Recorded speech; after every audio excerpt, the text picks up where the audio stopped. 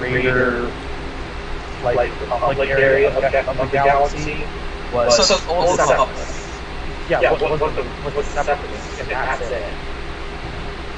Everything else was Black Star Syndicate. And we don't even know if we had like a republic. We were barely from here. So yeah, not surprised that we've never heard of that before.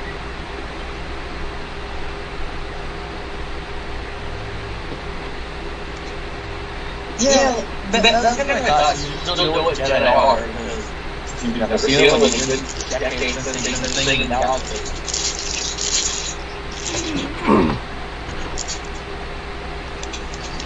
Yeah, that's right. I figured out Rory and the other like Zenty person too, from my own personal thought. It's like, oh, some Zenty kind of have a Maori kind of understanding of culture, so there's like mana, great mana, stuff like that. Kind of like the whole thing with Kamehameha. It's an energy that people have. It's just like, yeah, it's there. It's like,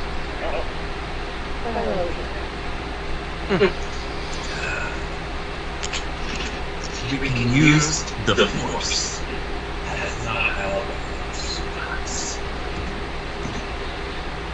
Maybe the Force can help you get out of the mandibles of the creature that has your leg.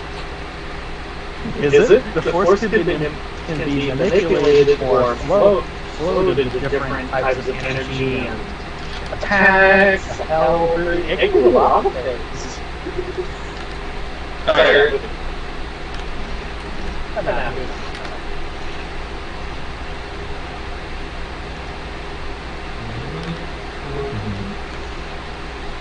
There is no initiative currently. Oh, we're not in combat. Oh. Yeah. You just have a skill check. Yeah, the only thing you have to deal with is you under a aura, and we have a white piece with what's his face? I believe it was a. Can we wait till after the place finishes exploding to have an issue thing? Yeah, we have a tent. We are. Let's get the fuck out of. Let's get the fuck out of. We both agree we want this. Let's get out of here together before we fight each other or whatever. As you said, Chris, we can talk about this later.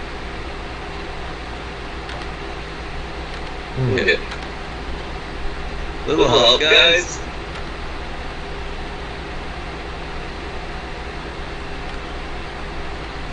Yeah, we're gonna be trying to help. Since initiative was mentioned, I do have a question. Would me having an initiative thing up help people kind of track the give them a bit more order as to what's going on? I was thinking that if you were tracking turns for how long we have until this place fully collapses. Oh, I know that. It's collapsing at the speed of plot. This place collapses on the top list then.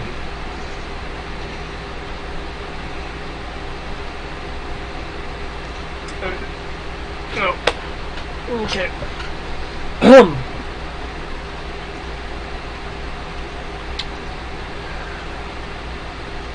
Okay, so you asked for some assistance. Rory, it sounded like you were going to respond to that?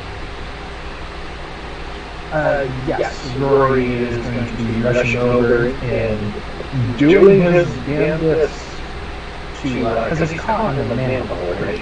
And essentially the jaws of the beast. Yeah, it's like, it's kind of locked in place. Yeah, then I stunned it and... Okay. Yep.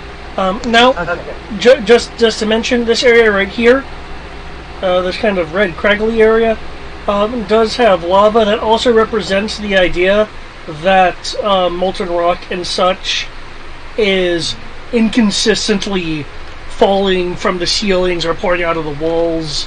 So traversing that will require a roll to avoid getting hit by any molten rock, kind of like timing yourself to when there's a gap in the flow. Okay.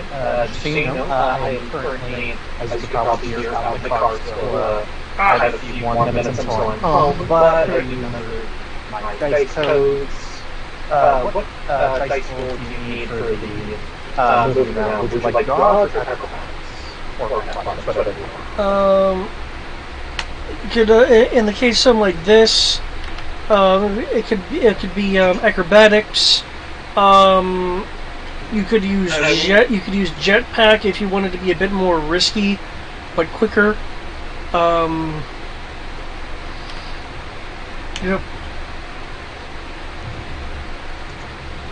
Okay, so acrobatics. Okay.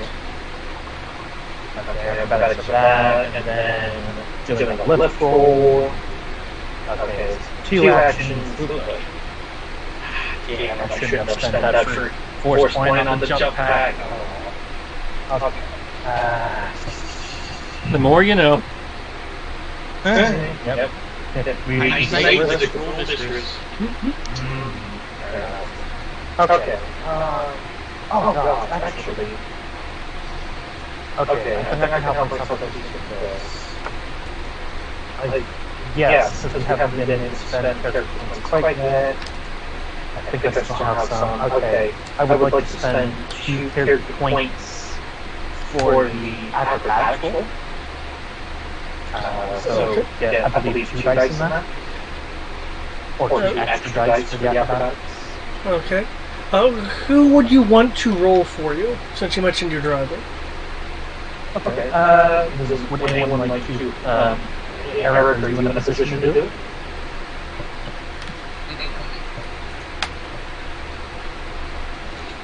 Was that a confirm? No. Oh, okay. I think it's Matt or I or David. Yeah, would either of you three like to do this? I can, sure. How many dice was it? That will And were you spending character points or anything? Yeah, spending 2. 2. Okay, starting off with 5 character points minus that. So kind of 6 dice for acrobatics. And Matt, if you could please Matt is roll- BRB. Oh, he's away from the moment. Yep. So you said 6 dice plus 2 character points? 6 points, that's already included in the character. Okay, so you have 4 dice and then 2 character points on top of that. Okay. Yep. And- Oh, very right. Because they actually come to dice and Yeah. And that's acrobatics, you said? Correct. Alright. Your acrobatics. 16?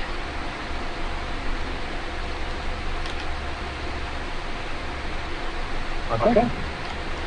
Okay, one moment. Yeah. Oh, my mouse is already in Roll20 mode. Awesome.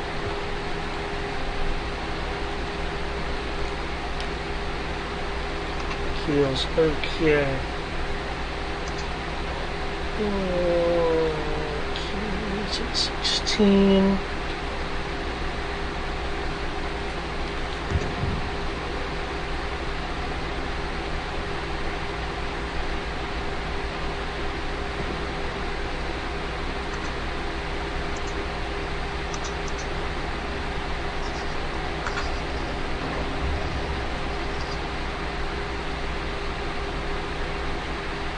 Okay.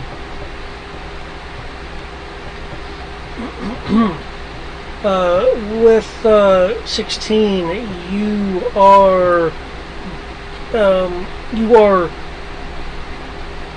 for lack of a term, clipped by the lava, by the molten rock, on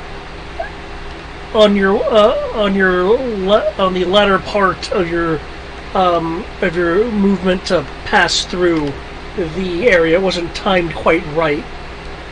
I will need a soak roll. Remember your armor. Yep.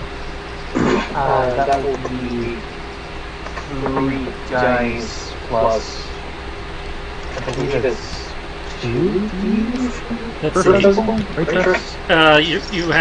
You said 3 dice of strength. Yep. And for physical, it's 2 dice. 2 dice. And then the plus 10 for the Zeskar. Okay. Yep. So 5. So 37. Yay! Very good. Okay.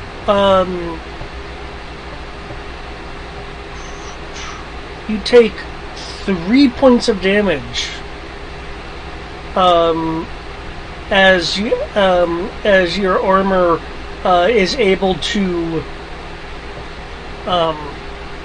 actually take the vast majority of the heat, but it is enough to there is enough thermal energy to slightly burn the back of your ankle for 3 points of damage. The obligatory 3.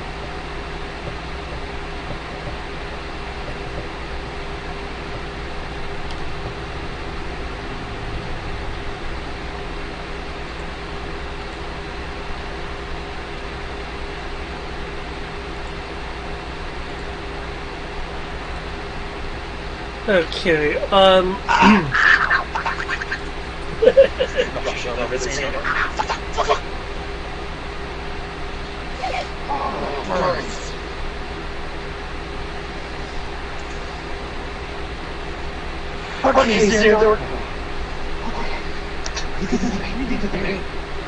gonna need your help.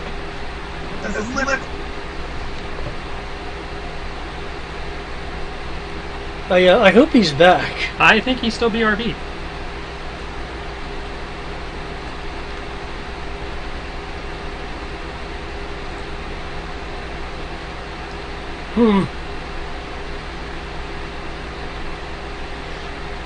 The timing which is the opposite of convenient.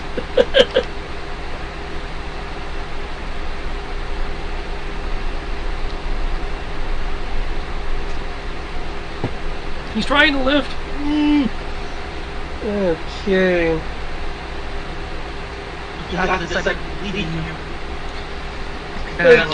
Sorry, but we're just going to destroy his jaw. She'll probably kill it due to starvation. Okay, for this, because he's BRB at the moment, I presume it's Xandor that is helping you, so you can of course get the 1d bonus for people giving you the helps. Excellent. Let's see, so that's 1d strength, that's 3d strength. That's 1d This strength. one I actually need. Oh, there you go. Awesome. I'm back. No. Hey! Convenient time around.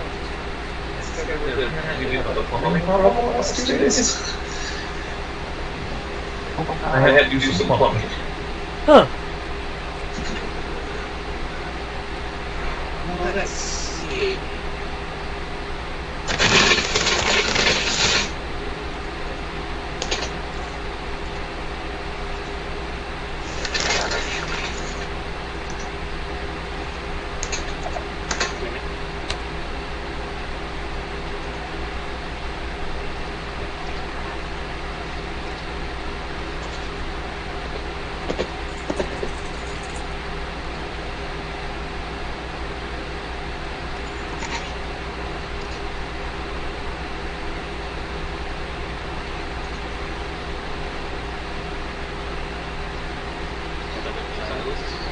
Yep. What?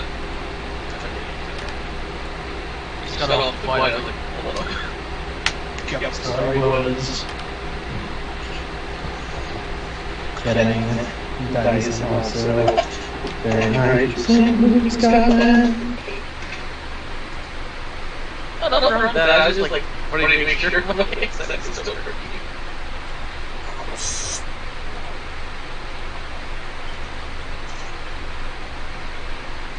So there's like a little tiny bit of dead air.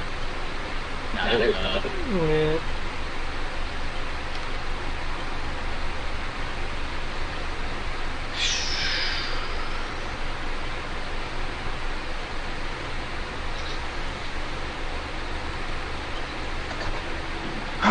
Okay, so the 3 times and I'll have at least 2 lifts.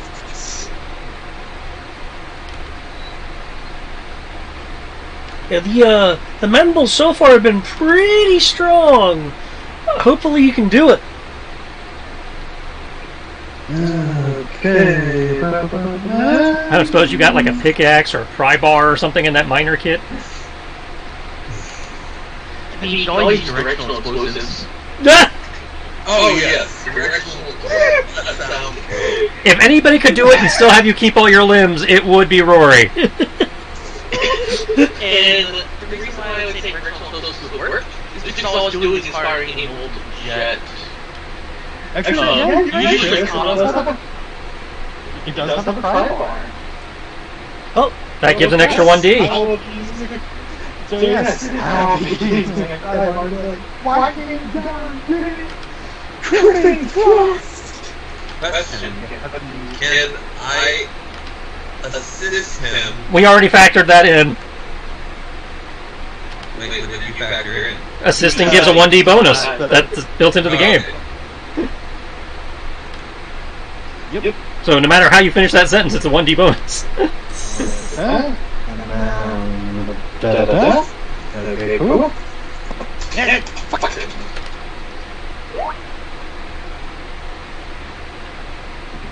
Let's get back here.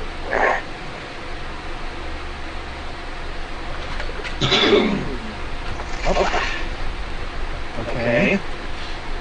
So far, so good. Cool. Okay. And uh,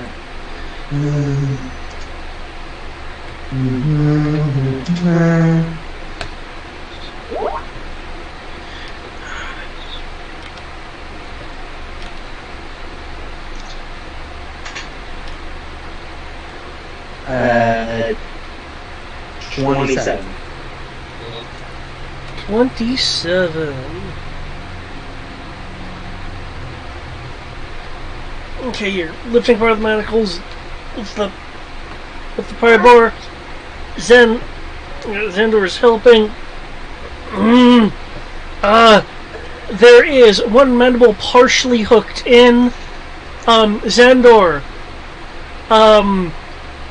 Given that there is still a manacle partially hooked in, if you're willing to take 1d of damage, and like without armor, just like taking 1d of damage from strain and stuff, I can count this as a success.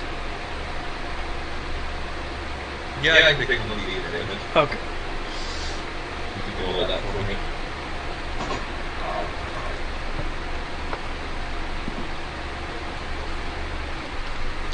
3 damage. Everyone's getting 3 today. Everyone shall take the obligatory. Okay. Just so you are aware, it rolled a 28 versus your 27, which I'm like, that's really close. So in exchange for some damage, I can call that.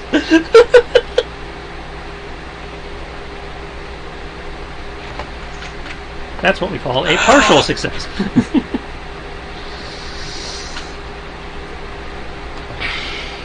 Okay, actually, I'm going to put you up here. Remind me, never handle these things again. Given your skills, I would say that probably applies to every life form on this planet. That is, yeah, just about every life form on this planet. Yeah, you're a very bad man. Physically weak.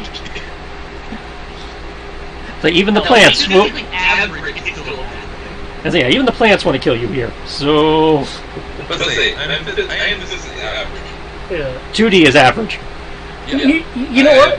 That's right. You just finished working out to get to average. Yep. He went to the gym. You know, considering the size of the planet, that probably explains why there are so few cities. Just because there's only a couple safe habitable zones. Without expending a level on effort. Yeah. Zendy is freaking Chimera, for those who've seen that anime. So what I'm hearing is, if we somehow get the first order off this planet, the first thing that's going to happen, taking down the rebel army, is clear the planet of hostile life forms, so that the cities can be expanded and have more cities. It's not on my to-do list. Is it? And it's not that there aren't that many cities, it's just that our quote cities and stuff like that are just different. It's like so small. There's they just They live in the giant shield of Dalton. Come on. yeah. Exactly. Like the regular plane is somewhere fucked up somewhere. It's like a whole clan system. It's not a tie to just like yeah, we don't really have cities, just like roving people and all fun stuff and settlements and all that. Yep. No, I will say this: given the location of some of the Okealan temples, it seems that the Okeal and the followers of the Way didn't seem to have an excessive issue with the hostile life. But then they've also been portrayed as being somewhat druidic. I would say when you have the Force, it's a lot easier to sync up with the planet and not die horribly.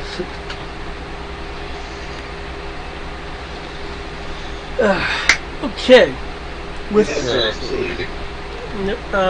Xandor now finally freed from the dastardly mandibles, the flow of molten rock just ahead of you continues to flow in your direction, along with kind of splitting off as some of it hits a wall and starts splitting the flow. Roy, we should probably get out of here.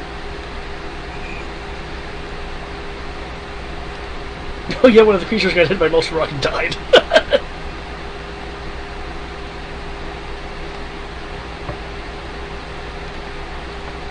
No, this is like training run. I must become one with that. Yes, we need to get out of here. Oh, maybe not this direction. Unless you want to blow a hole in the wall next to us so that we can go that way. Well, there is, and I'll move the critter for you just so you can see it. There is a ledge right here, because remember you jetpacked up. Yeah. I don't know if the hole is a good idea of all this lava. I don't know the lava flows around here, so could open up a new hole.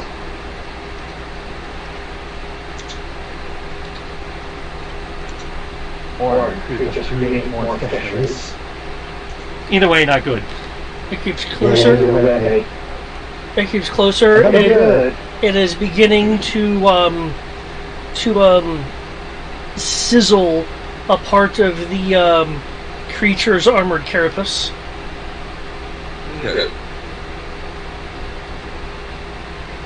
I don't know if something to wake it up, so...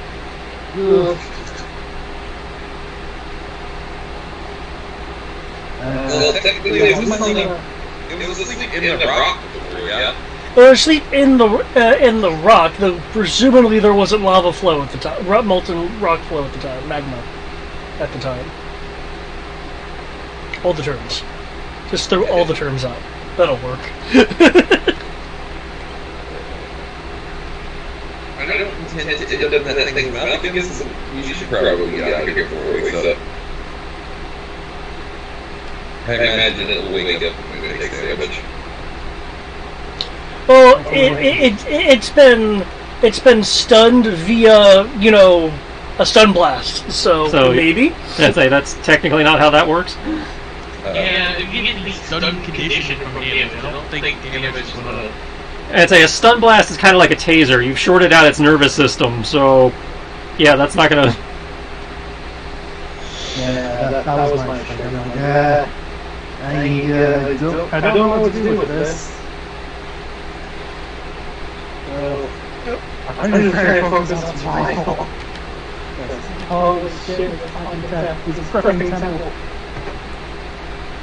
Well, while you two think on that, Kyrinden appears to be straining with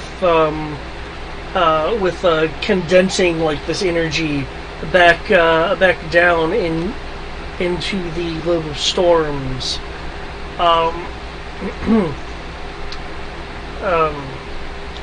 Man, so many names. About to go to the commander again. The Mando and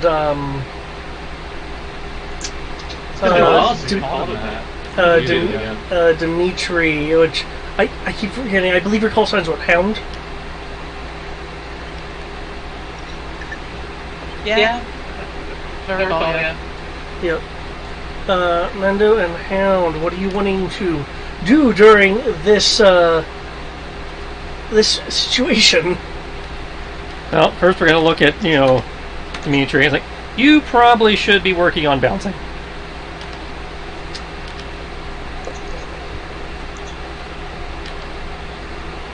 Yeah, I'm gonna go ahead and you're gonna be fine, right? Oh, yeah. I've got no intention of dying here. Sky would kill me. Works for me. I'm gonna go to the...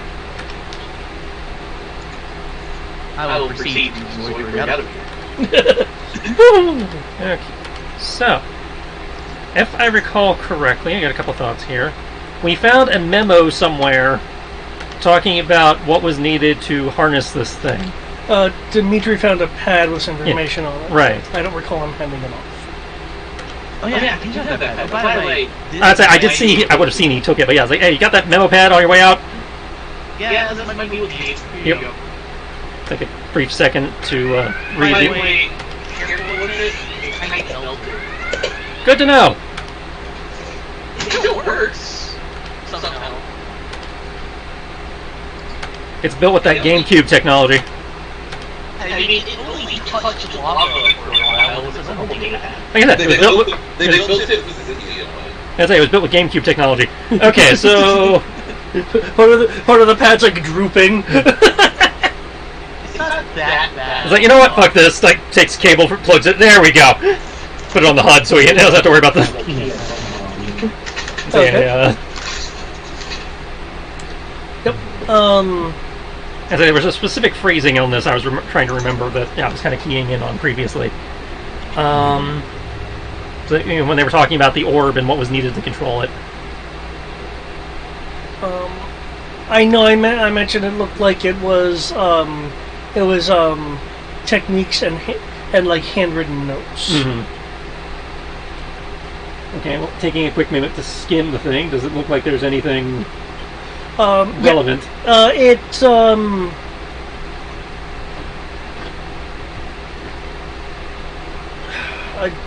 Okay, your training is less Jedi motion, sorry. Mm-hmm. Which includes Jedi. Yeah, but it's yeah. it's I also have training in the way. That's true. That's true. Okay. In which case, I can state it does look like a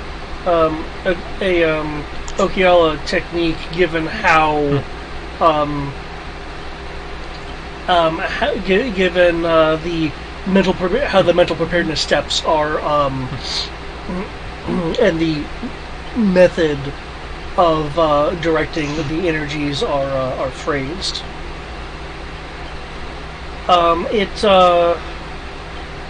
It's couched. It's couched in a. It's couched in the ways of like a training technique.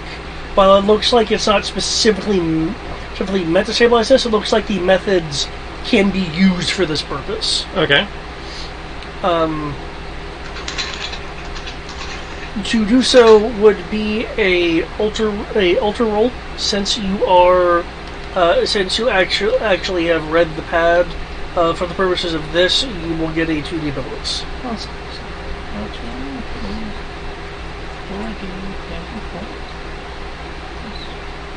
You said 2D? Yes.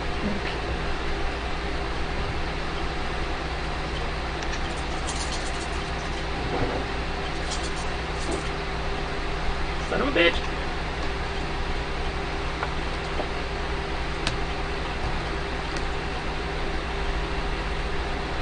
Fuck you, power die. 24.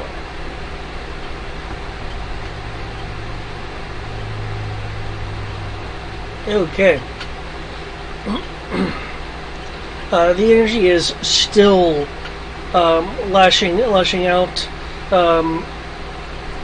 Aiding Kyrinden, the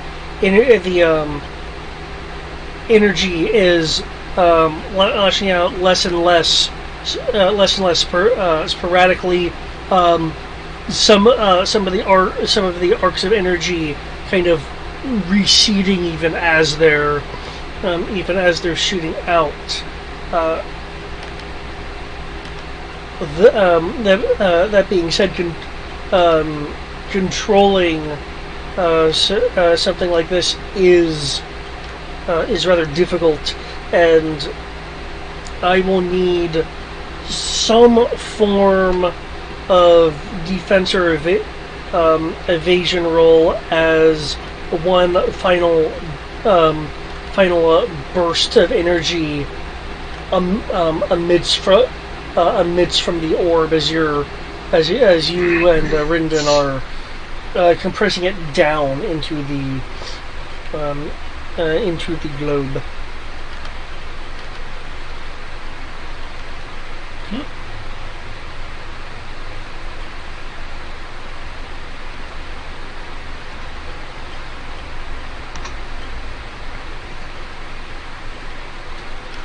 Defense. And I can hear this was happening, so I can probably do the backflip. Okay, so...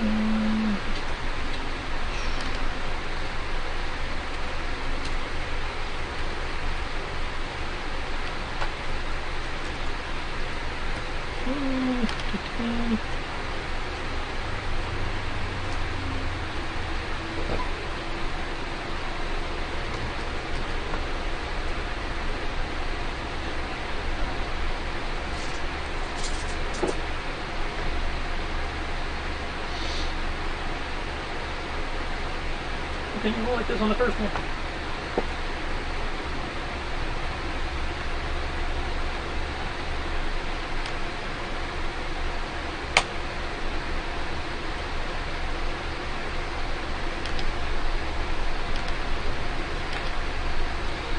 Okay, Dimitri, were you after you had a dip it over, were you skedaddling or were you stuck? Yeah, I was a scout. Oh, okay. That's what my power ups for. So I can use my power up with full effects of jetpack and repulsor shenanigans. Okay, move yourself to where it is that you're planning on moving to. As you, both you, Mando, and 27. Okay, 27 is enough to avoid the lava flow that you. Okay, pass through. Okay. But you were able to evade. That being said, energy still exists as you evade it, and it hits the area slightly above and behind you. As you hear the sounds of rock tumbling against rock. The area behind you has collapsed, not with molten rock, but regular rock. Annoying, but not a big deal. I'm so glad I left. Yeah, that's what I was like. You stay and you go.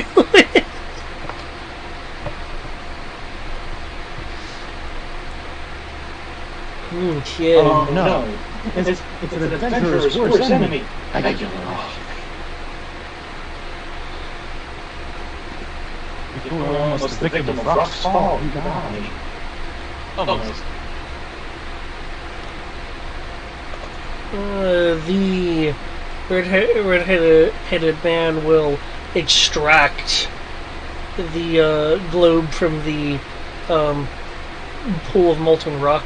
No, in theory, I'm still holding it with TK. Oh, you are? Yeah, because remember I was lifting it, and that's what started the whole... Right. Thank you for the reminder. It's been a bit. Okay. I'm certainly in danger. In that case, are you wanting to pull it to you? I think he's going to finish what he started, and you want to get over.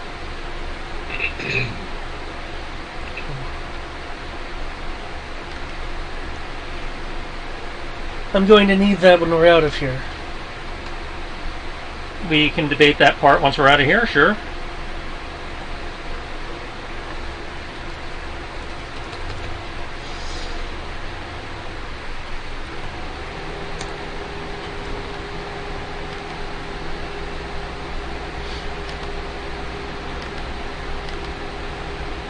Okay. With the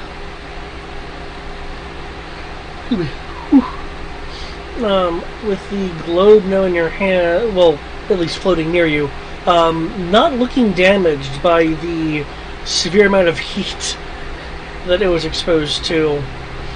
There is a shudder and a sound of cracking as you can see the far rock face beginning to split. There were some larger rocks that fall and splash into the lava pool. The redhead runs and jumps from pillar to pillar. The pillars themselves are shaking a little bit as the lower parts are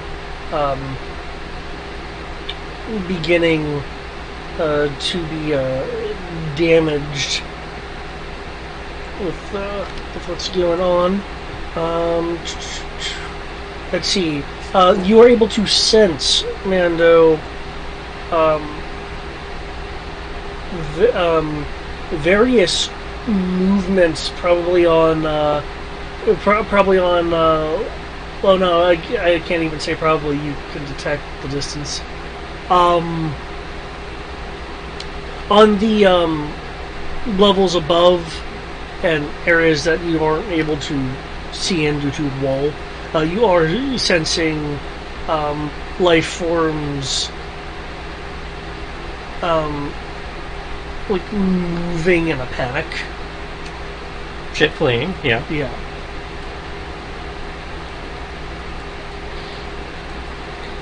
Okay.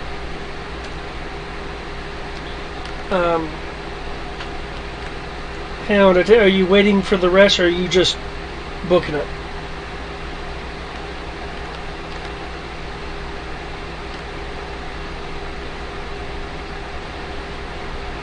Is that Tristan? No, that would be Eric. Dimitri. I was going to be waiting for everyone else. I'm like, hey, I found the exit for us. Here's the position. You're going to have to fly over some lava. Okay. That part is Okay, Rory and Zandor, how are you going to get out of your immediate predicament of the lava creeping closer and it looks like it'll, eventually pull around and possibly in the creature that so lovingly had you in its grasp. I've never heard it described that way. Okay. Inside someone's lovely in your grasp. Oh, that's terrible. On the highest night, Surprising. We got everything right? let's go ahead and just try to dodge the lava. Jump through it. Try and dodge it. Well, I mean, backwards and down, as it were, would be a way to evade it if you're wanting to go through it. There are intermittent gaps in the flow of molten rock that is expanding the pool of molten rock, which, if you time things correctly, you might be able to go to get through. There's certainly a chance of it.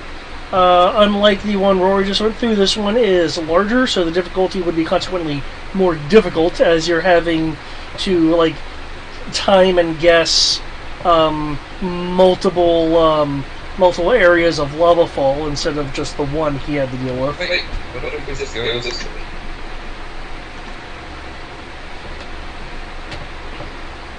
Yeah, let's go for that way.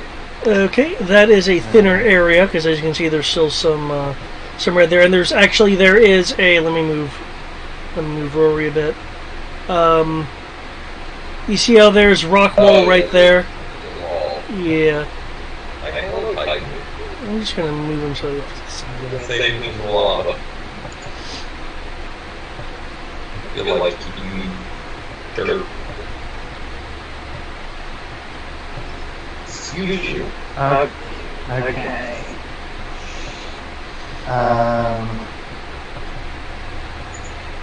You know what, David? Question. Yep.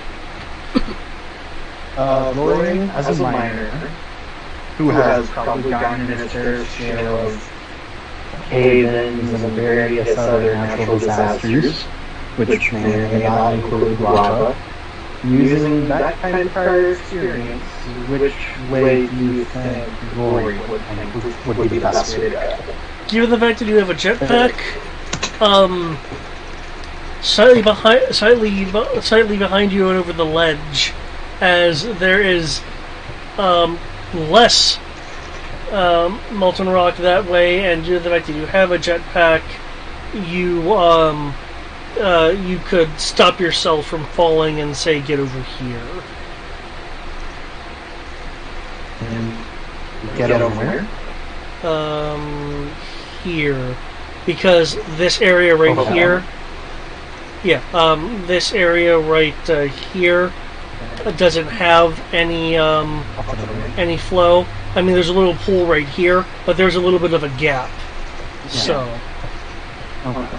We're gonna have to get the lava regardless at this point.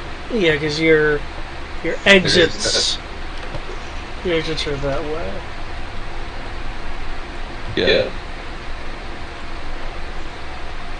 I say go through the lava here. And then just...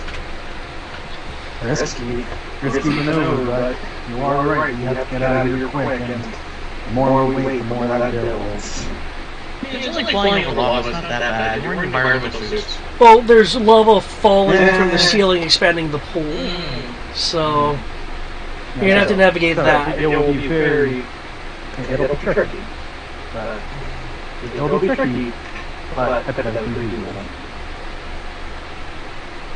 Yeah, going backwards, especially considering that we're going down into a pit, and there's lava flowing, all we're going to do is be delaying climbing out of the pit, and the walls of the pit being lined with lava. Yeah, that's completely fair. Okay. Just telling you what my gut's telling me. Okay. How are you wanting to traverse this? Are you wanting to do a daring run and jump or use your jetpack? Rory, if you hold me, I can try to focus in energy on using the space magic to hold the lava back until I can use this.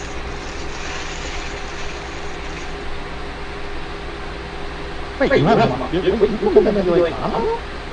Like, you can just do the force thing? Yeah, I can everybody.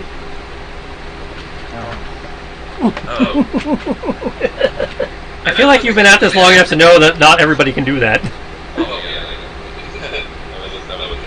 Out of character.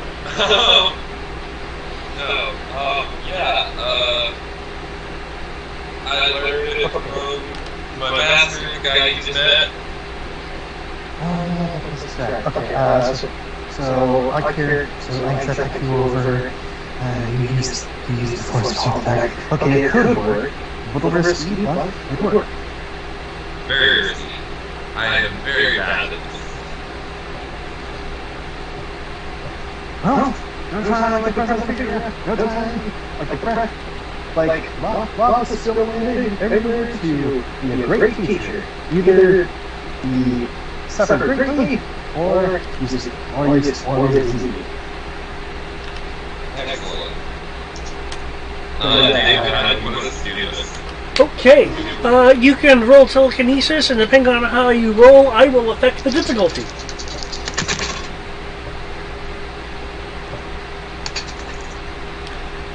Since the jetpack is being used, of course, Aurora would be jetpack. Let's see. Since you'd be carrying Xandor, it would, I'd say, let's say a 1D penalty because you're having to maneuver differently. Would the difficulty or the penalty change if I did like a combination of running and a jetpack, or would that be just more trouble?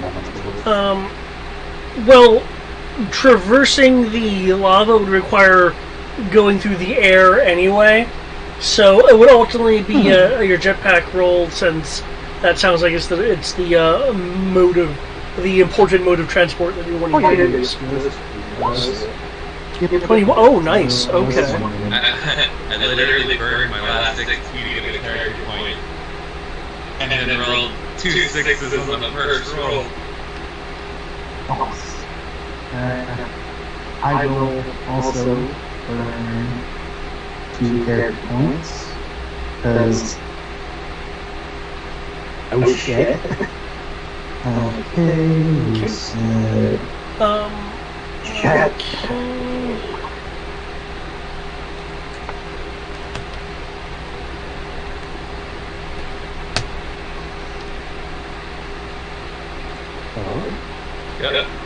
Yep. Yeah. Things froze. That's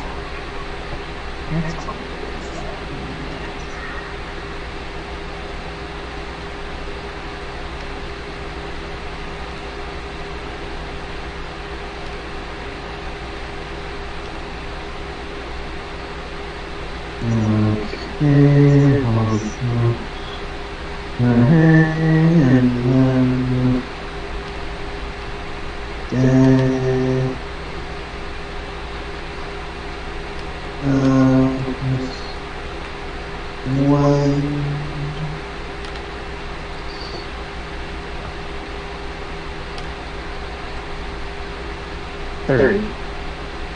30? Okay. You grab Xandor and you engage your pack to shoot on through. Excuse me. You're able to go through. go through the first way fall of lava as there's a gap. Unexpectedly, a second one shifts as there's a trimmer to fill in the gap that you were anticipating. You see the molten rock mysteriously, or I guess mystically,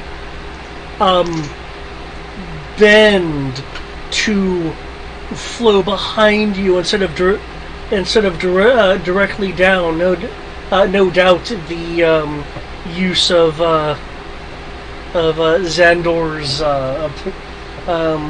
Xandor's abilities. And the as you can see the ground getting closer and closer. You're adjusting your thrust so you just don't careen to your destination when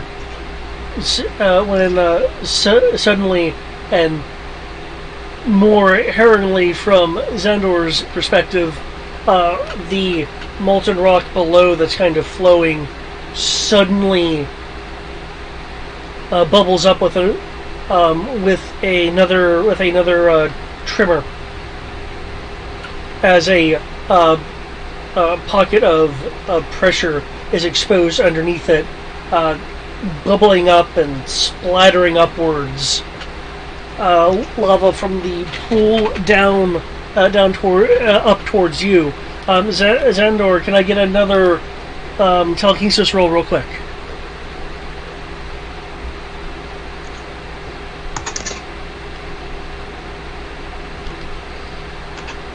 Assuming I can't carry over my XP. Nope. 5. Okay. 5 was the difficulty exactly, as you hastily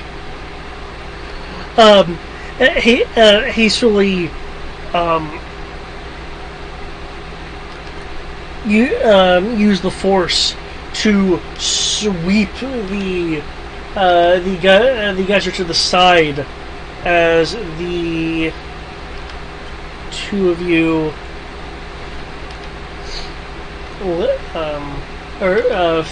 finally, in what was really probably only a few seconds, reach the other side.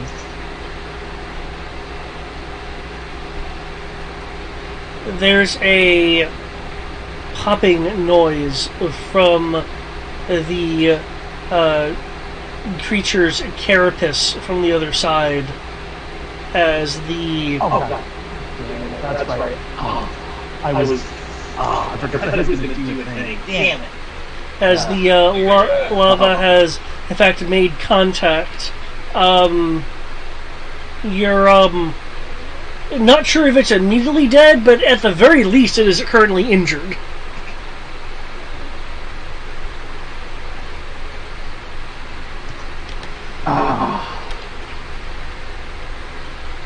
Yeah, I forgot that I was going to reach into the quote first aid kit that was given and see if I can give it a little wake up call thing, but I don't know.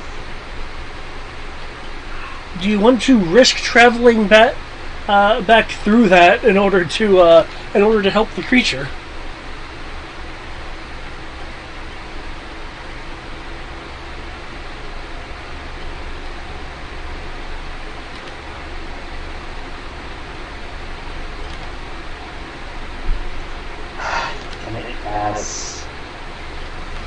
Okay. You will drop Xandor and say, just go ahead and I'll catch up. Wait, what are you doing? Going back to save the creature? Please try. Go ahead. I gotta fix something. Good luck.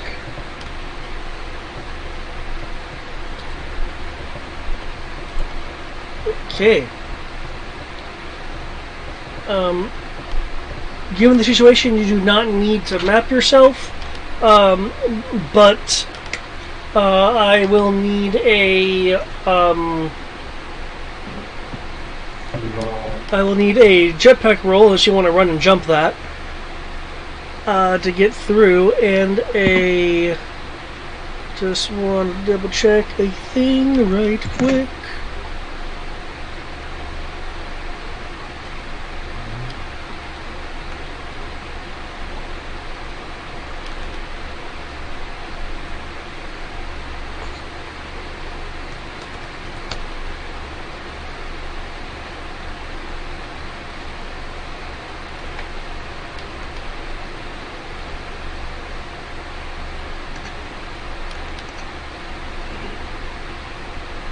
Come on.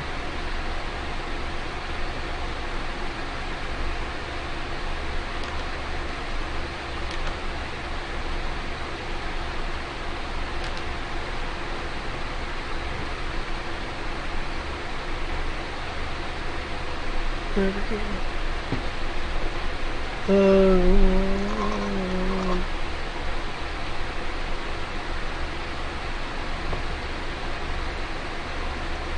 Okay, so yeah, it would indeed be a first aid roll. I was seeing if beast riding for some reason covered veterinary stuff.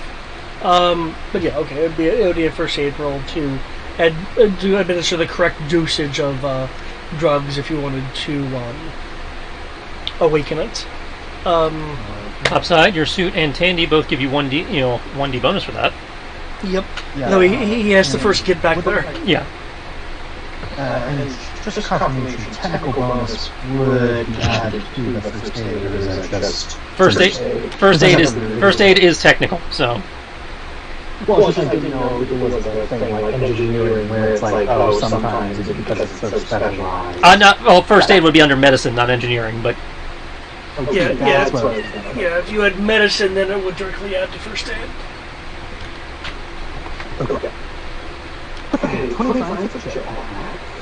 Okay. Sorry, I don't have my dice in front of me right now, and then I have an alarm to calculate, trying to type things.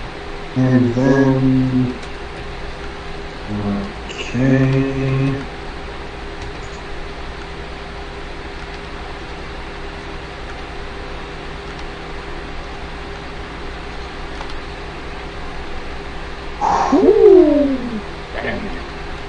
Yeah, that is a 32 on first aid. 32? Okay. As you're maneuvering through, you're able to weave around a flow to go through a gap. You're able to turn to the side as a geyser.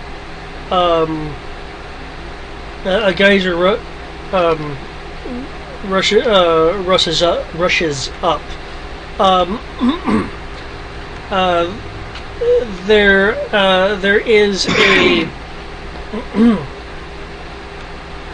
is a second geyser on your final approach, and as you try to weave around it or increase your thrust to go faster, you are clipped by this lava. I will need your soak roll.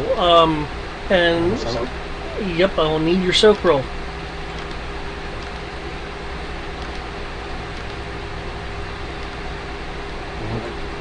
Okay. As I'm getting while I'm waiting for that, Mando. Please go look. What are you? How are you wanting to traverse to at least get to the exit? The pool of lava beneath you is churning, bubbling, visibly rising at a noticeable pace. It's as if at some other point that connects to this thing, that maybe a dam of sorts has broken and is thus pouring molten rock into the underflow of this area, rising it, and is churning and bubbling. As I mentioned, there were some cracks on the wall and rocks Okay. falling into it. Well, you said I sense the life fleeing. Yes, on like different levels, and creatures that bury themselves in the rock are probably unburying themselves right now and fleeing. Or tunneling through the rock, if that's what they do. And I imagine said fleeing creatures have a better sense of where the lava is than I do at the moment. So, what I'm going to do is try to follow their path approximately in addition to my own visual. Okay. So I imagine there's going to be a running roll at minimum. Depending on the direction you want to go, yeah. I'm going... Because you're trying things on different levels, some of the directions there'll be just a wall for you. Yeah, that's why it's like more of a general sense of most of them seem to be fleeing that way, so that way is probably safer than going the other way. Okay. Can you make me either a survivor roll, or if you have some sort of other skill that you think may be more appropriate, to kind of use the fact that you're sensing them versus, say, tracking them on a digital layout of a map to kind of... Well, I wasn't sure like they'd show up on the motion tracker or anything. Survival... The motion tracker is somewhat disrupted due to the fact that ground is shaking. And I imagine the generic sensor pods having similar... Too much stuff to track, as it were. Yeah, it's like because you're using the force, it pierces all that. Okay, get my hand. Okay, that's a 12? 12? Okay. For this part of the I'm getting out of here, give yourself a 1d plus 1 bonus. Okay. So, and just a reminder, there are rocks behind you. Yes. Okay. Right, they're not on the map. Okay, they're on that map. Oh, fucking A. Okay, that's annoying. Yeah, because I was plotting a course based on the idea that I could go map north, and I can't do that.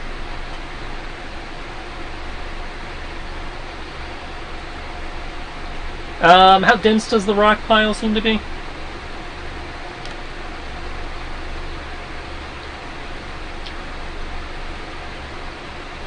Like a solid wall? Does it look like just rocks fell and I can like see little gaps through there? It's like, I was gonna define it as light as it's a pile of rocks, not like one large rock. Okay, so I'm gonna try and clear it with the wrist repulsor. Okay. The wrist repulsor, if I remember correctly, it's generally speaking a roll versus like... I roll damage, you roll strength to avoid getting pushed. Yeah, okay. So I presume I just roll damage in this case since I can't miss. Yeah.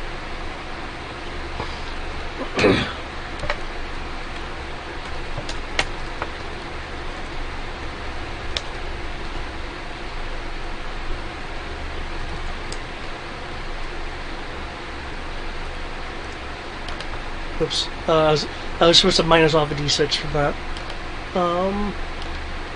Minus that off, so... 20, yep. Okay. You burst the hole through. Okay. Enough of a hole I can get through, presumably? Yes. Okay. So...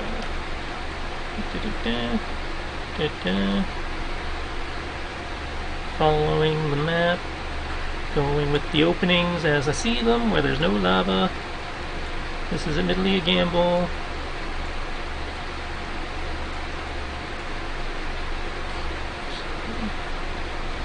Okay.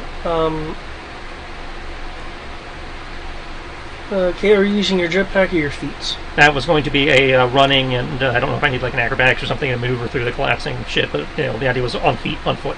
Okay. I will need a running roll, as that includes the idea of dealing with some of the terrain stuff. Okay. Okay, so running. Now, depending on the roll, I may need to ask for other rolls. Fair enough. Bring up enhance attribute.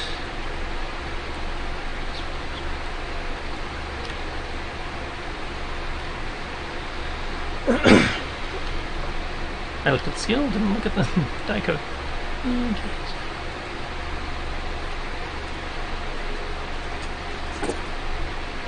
Gusto!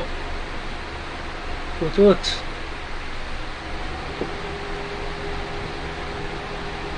I'm pretty confident in that number.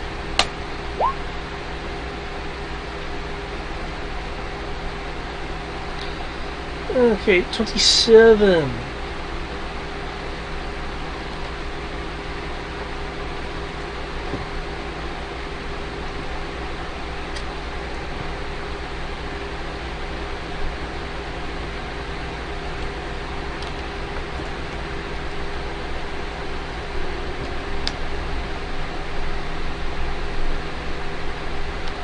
Okay, you are keeping seemingly just ahead of the obstacles that the temple is figuratively throwing at you, as you'll occasionally feel loose ground just as a fissure is beginning to form as you just keep ahead of it. Rocks collapsing ahead of you, but able to like bring your arm up and just kind of go through it until you get to here, which you'll see that. And let me sniper jack one of these to represent stuff.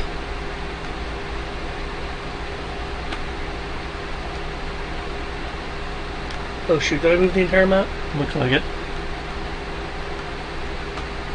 There you go. Okay. So this area, it looks like the left and right walls have burst as channels of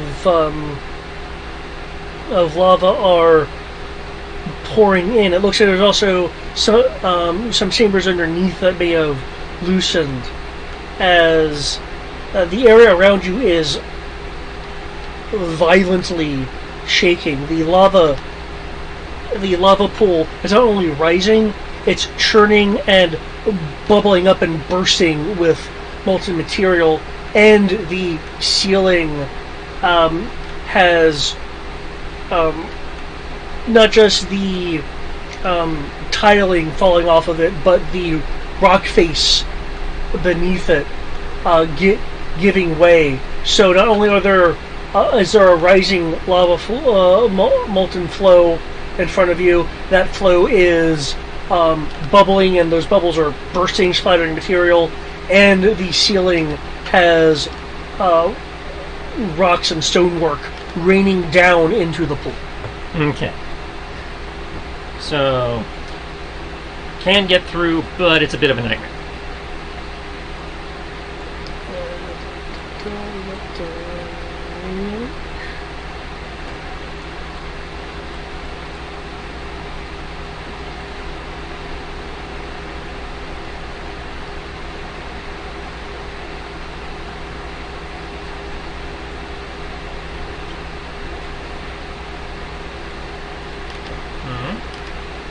Is that my turn at this point?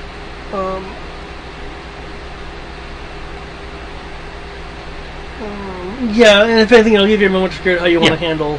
That. Okay, Dimitri, you are clearly still on the wait. Xandor, speaking of waiting, were you waiting for Rory as he goes across, or were you moving to join Dimitri? Oh yeah, this guy's unalive. You can see him.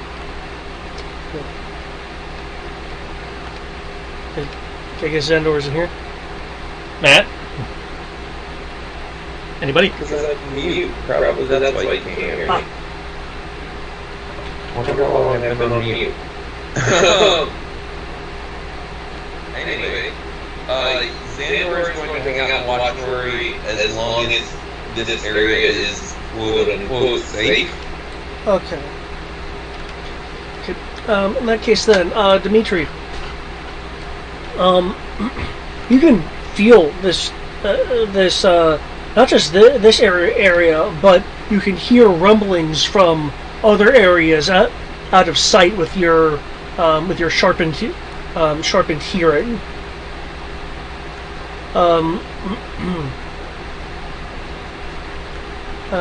As a matter of fact, let me make this one a bit smaller. The whole planet's about it's about the Alder. Is he about to get shot by a giant space laser? You weren't here for earlier in the campaign. There are hints that something similar may indeed be in Zenti's future, depending on y'all's actions. Okay, but Dimitri, yes. The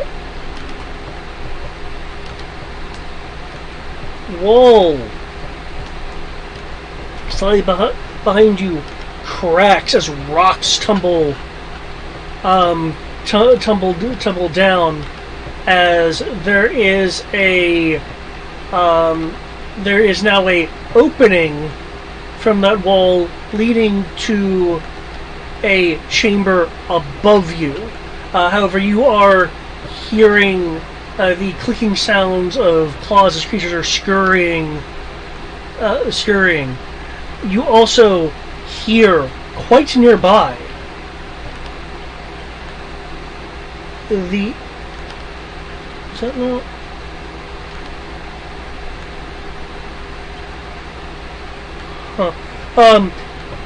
Quite nearby, you hear the sounds of animalistic discomfort as three unfortunate critters that were running along fleeing got caught in the what for them would have been the floor collapsing as they tumble down, looking amongst themselves and then to you, or more specifically past you, seeing yourself as a obstacle to an exit. What would you like to do?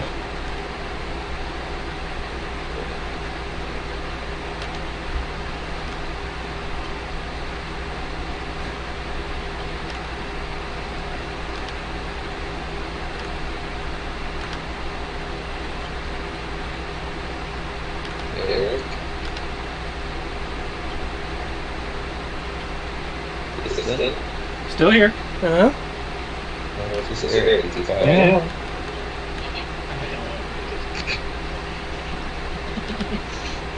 Hey guys, where are you? The animals are running. Well, at the moment the animals are running at you, so I think he wants you to deal with that, not talk to us. Well, Nope. I'm just get out of the way. I don't really. Okay. In which case, I could, unless you want to use something rather specific, I could use a dodge or running roll just to quickly move off to the side. In other words, don't roll 1d6 or you will get trampled. Hold up. I can use dodge power? Oh, you're right. You're wearing power armor. Sorry, you can use power. You can use your power armor ops.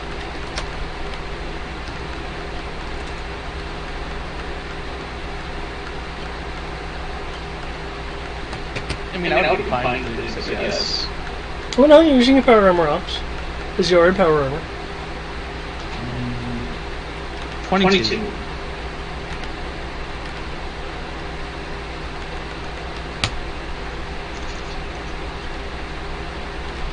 Oh, Good. shit. 22.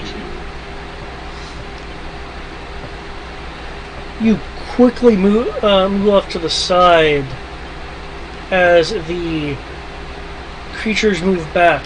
Their speed is that of a panic, and the second one in the creature's group, as they're barreling past you, one of their clawed hands gets caught in your armor. Can I get a lifting roll to not be dragged by this fleeing creature into parts at this point unknown, or at the very least chaotic? You said lifting? Yeah. Yes.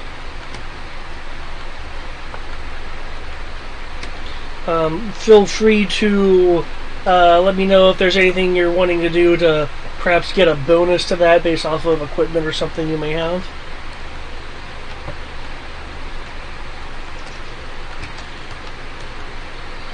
As I see that this is about to happen, I would like to use my brawling to try to deflect it away. The snagging was a result of you not moving quickly enough in time. That's why.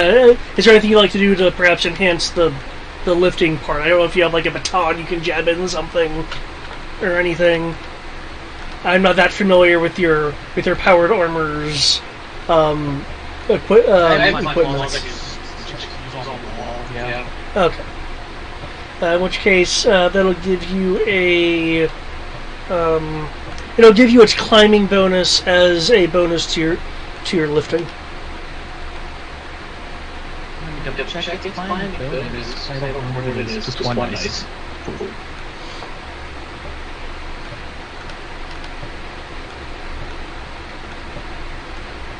Only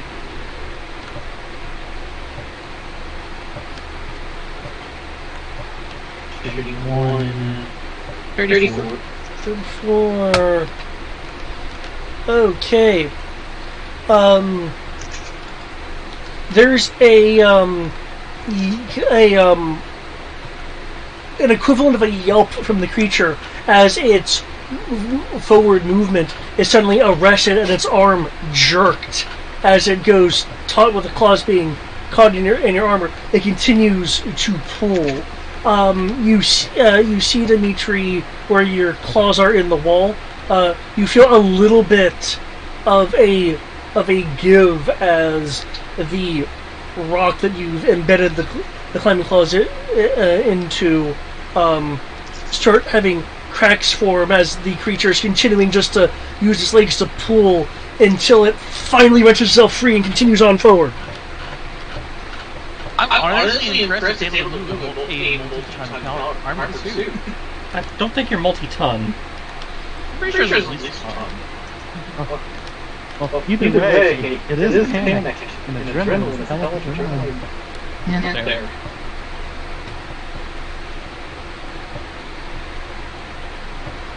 That also assumes they have adrenaline. You might not have adrenaline. Okay. As for you, Rory, and feel free, Dimitri, if you want to talk to us people, given that they're not there yet. The lava that clips you, Rory, does 10 damage, which is notably more than the Victory 3.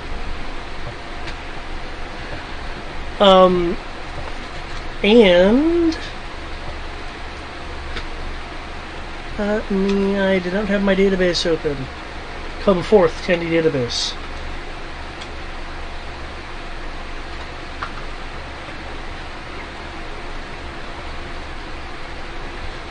Okay.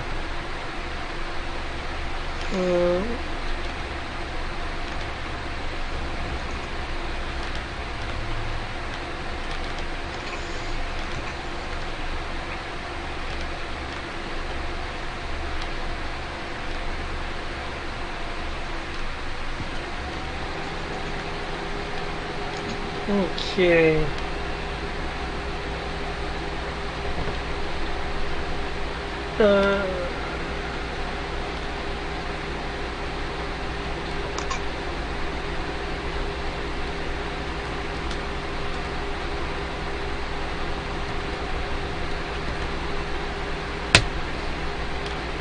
Oh.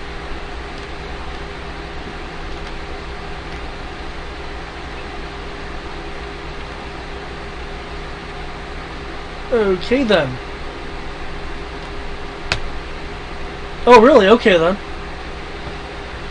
Okay, the lava that, the molten rock that hits you, Rory, though you have successfully made it to the other side. And let me see where the most... Okay, of course. Okay. While you do make it to the other side, you find that there is quite a bit of damage to your engineering Zeskar.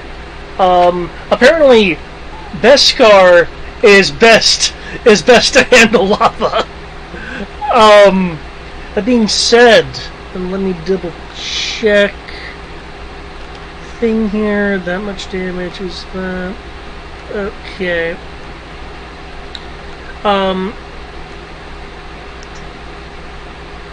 The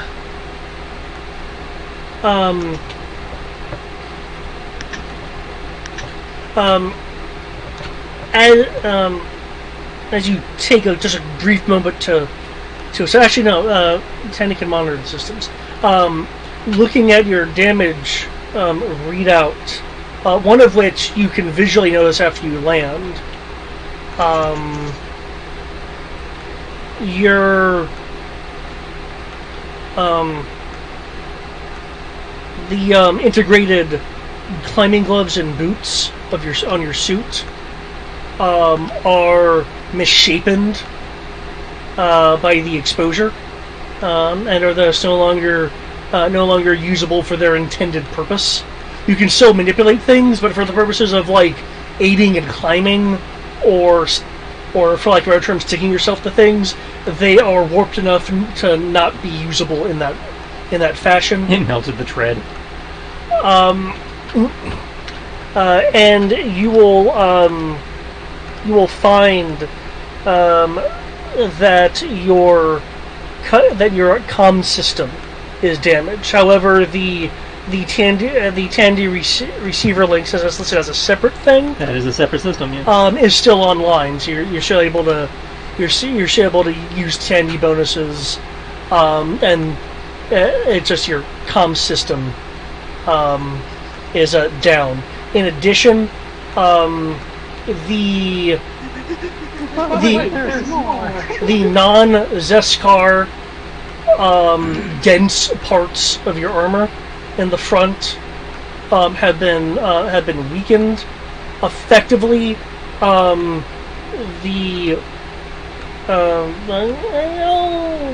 it was the back, it would actually be your jetpack. So it would have to be your front. The front part of your armor and the torso area has 1d less protection.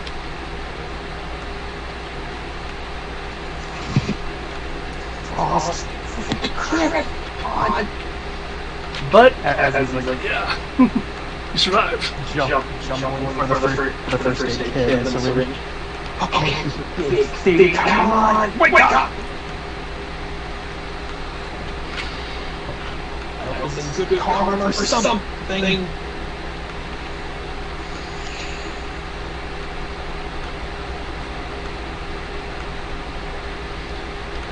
Okay, yep, okay,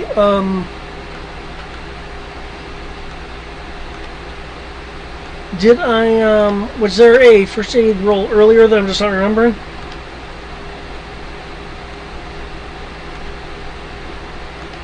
I don't recall there being a first aid. Okay, sometimes I forget things, so that's why I was wondering. Okay. Greg? Oh no, the lava really got him.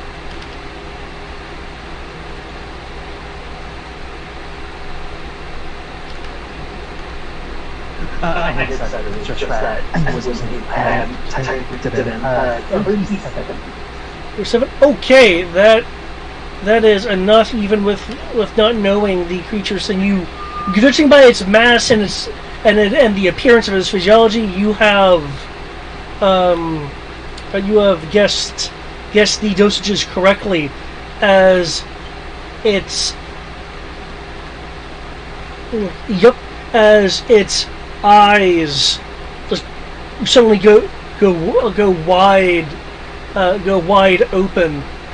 It doesn't even notice you as it shifts, slightly bumping into you, to just scurry, kind of, and begin to fall off the ledge, which it then, there it is. Which it then clings onto the ledge and begins furiously burrowing into the stone.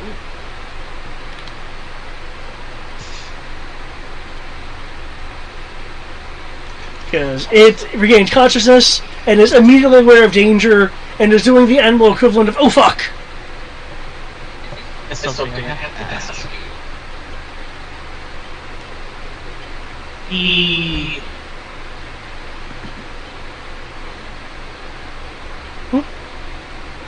Because he has Tandy, does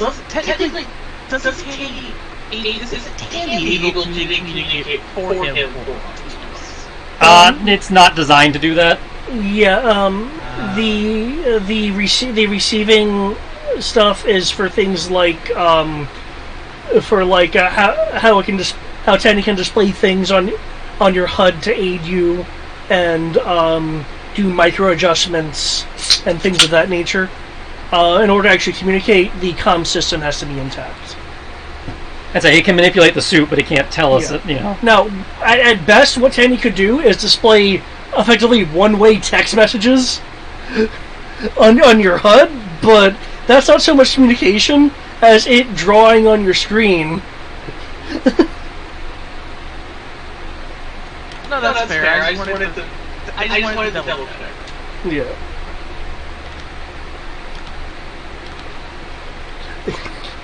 Had to roll a D18 due to all of the systems that were on there.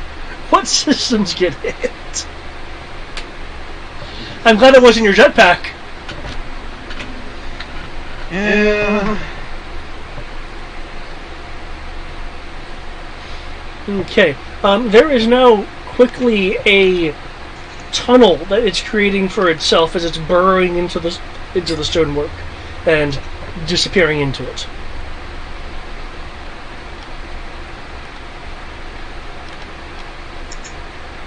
Back of lava that has scorned me twice. Can I attempt to assist him with TK? If you want to stand off to the side and shift around flows that could potentially damage him, yes, you could. Okay. Not that you can hear me because your comms aren't working. Could theoretically like free exits. Yeah. There is a flow of lava, which I imagine is loud. Is it sizzling rock? I honestly don't know how them. At least judging by movies, there is some noise, kind of like a churning-ish noise, but it's not deafening. That being said, the place is shaking, which is causing additional noise. If you raise your voice, you can talk. You can yell to one another. As I imagine, worst case scenario, there's a perception check involved.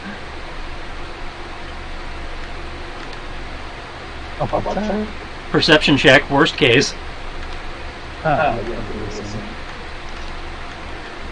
Probably wouldn't be needed, but worst case scenario. Hey, just Google lava flow sounds. I'm gonna fall asleep by the night. Okay. Hey, if it tickles your brain, Thanks.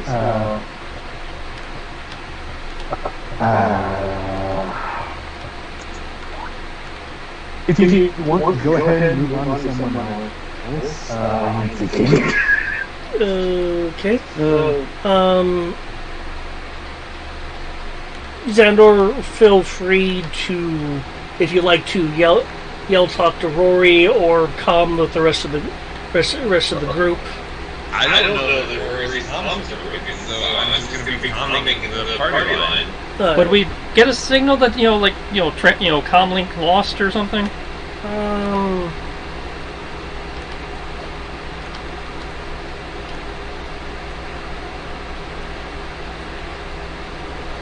Given that Tandy is able to give bonuses to communication, I would assume Tandy's tied into all of your systems. That was the idea, at least. So, yes, you would be able to tell that his comms are down. Okay, so we do know his, no signal, no bars. Rory, I'm going to try to part the lava again. You're gonna need to move fast. Because I'm not very good at this.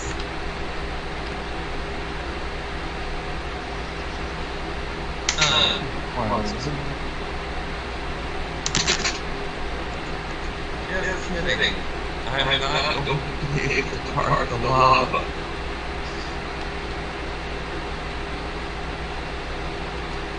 While you're doing that, Crow, have you come to a decision of what you would like to do? I think so.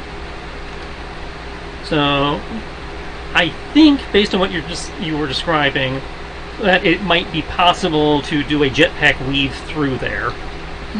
Yes, it is not impassable. It's just a bitch. Yeah. Okay, so I'm going to shift enhance attribute to mechanical and make a go of it.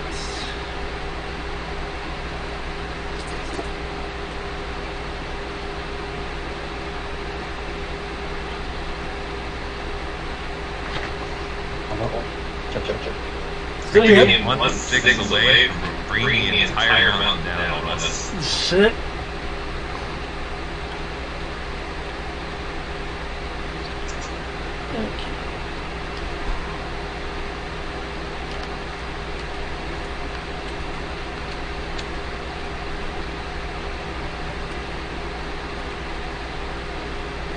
Jetpack is that many?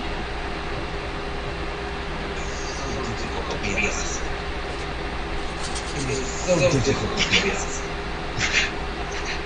Well then.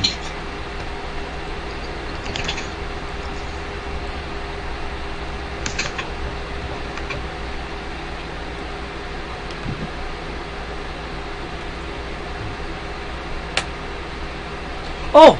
Okay, when you said well then, I was slightly concerned. Yeah, everything but the power die was a 6. That was the well done. Okay. Okay, with that, you are able to weave through the rocks and the lava, and especially the lava that splashes up from the rocks hitting it, and its own levels increasing. You are able to continue forth and up that stairwell as you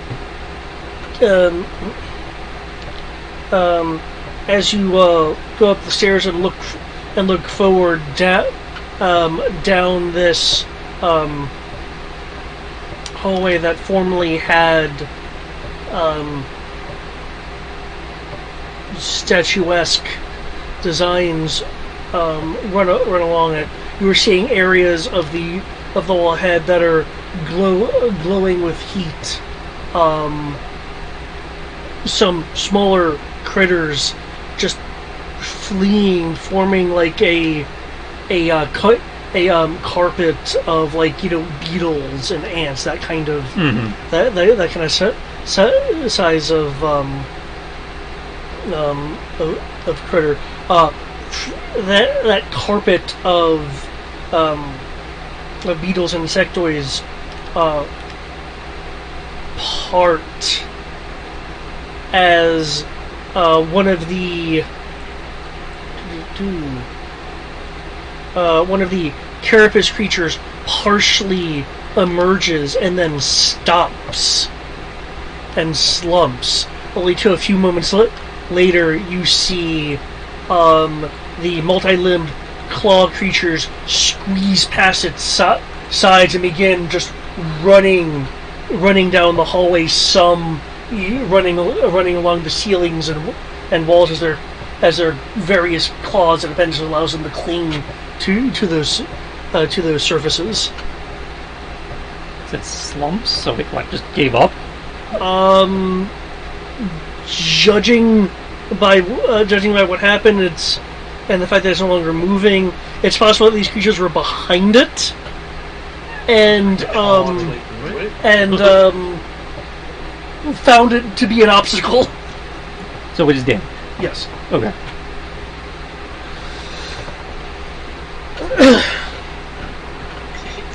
Straight up, they claw their way through it. Well then. Nature's vicious, man.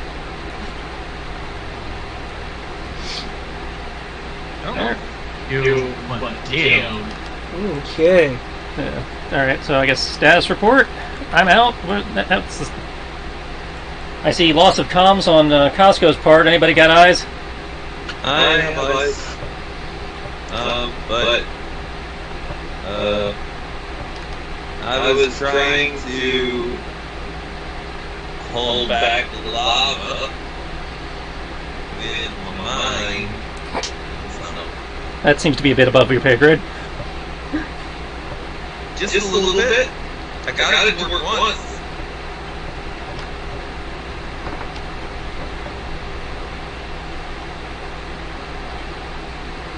I was just thinking of cold with my mind. Okay.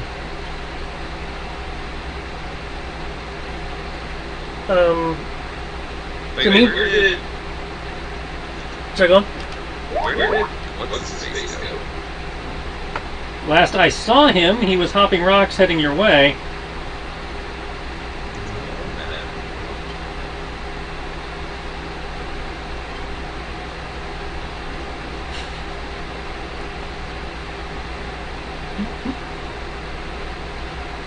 So you should have eyes on him in a moment. Unless he, either got hit by lava, or, well, if he got hit by lava, I imagine he would have sensed that, so... Yeah, definitely.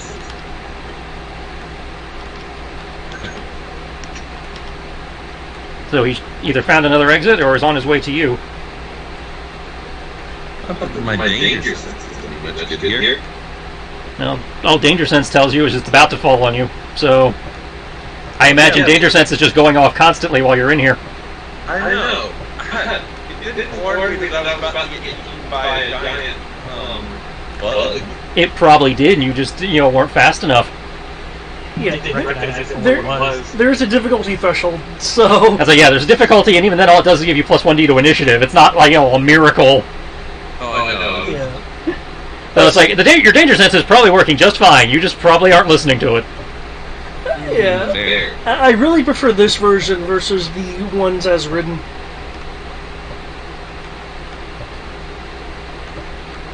Because as written... Life detection and life sense, which neither of those are what they do. Life detection allows you to sense all life within 10 meters of you. Life sense allows you to track a specific individual. Good.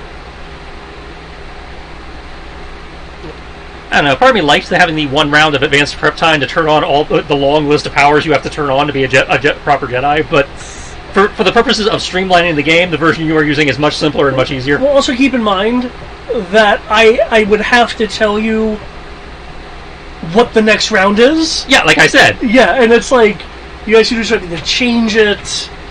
I understand why we are using this version. It is the simpler, easier version, but I miss having that ability to go, oh, I don't have to waste my entire first turn turning on 1,000,000 powers and get mapped.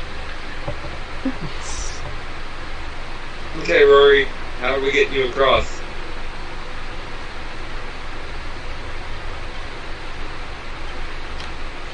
Oh, Rory. Science? That's how. Question, David. Yep. Can either of us see Kyron over there?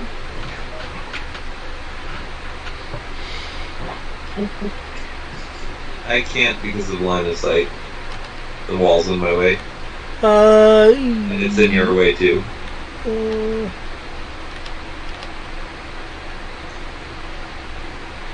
I'm gonna move your token real quick, Rory. Okay, yeah, only this part of the wall. I would need a perception roll from Rory, given your vantage point and the lava being in the way and occasionally falling and such. So if you can give me a perception roll, I can then give you an answer.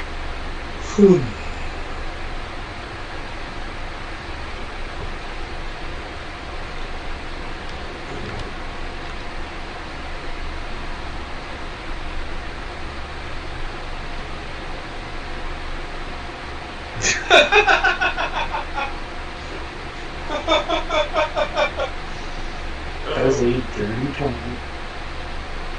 Dirty 20? You can't have a natural 20 in a D6 game. Well, technically any 20 would be a natural Oh, 20 no, unless you have some kind. No. Yeah, natural 20 would be 20 on your dice pool. Unnatural 20 would be when you roll the dice, and then you get like a +1 or a +2 that brings you up to 20. Oh no, just pull that up. Okay. With your nat 20, that brings it to the difficulty range, which is enough to see him occasionally through the gaps in the lava fall, and even then, you're seeing part of him due to the wall blocking most of him.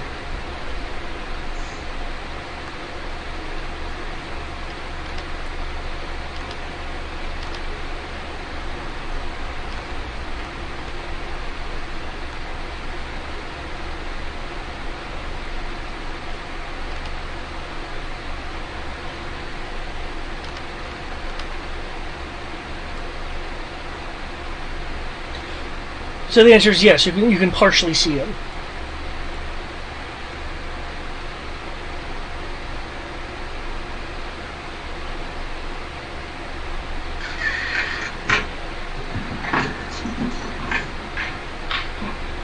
Okay, sorry, there's just a lot of things are going on at once at the family gold household. Looking for things. Okay, let's see. I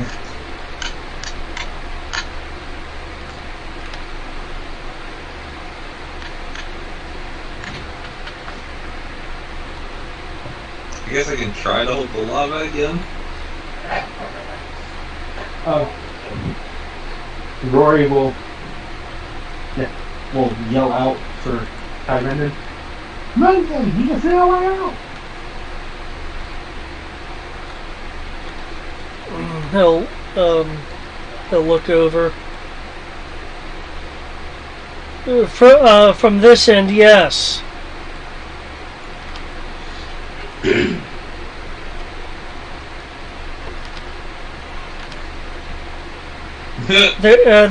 There's some stairs on the other side of the wall to my right.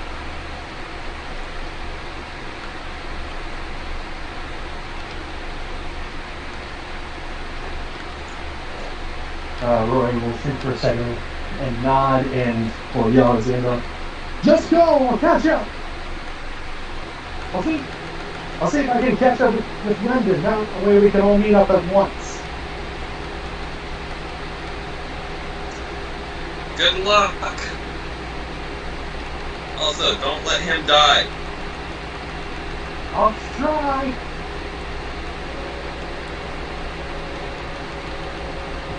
Xander will make his way back towards Dimitri. Okay.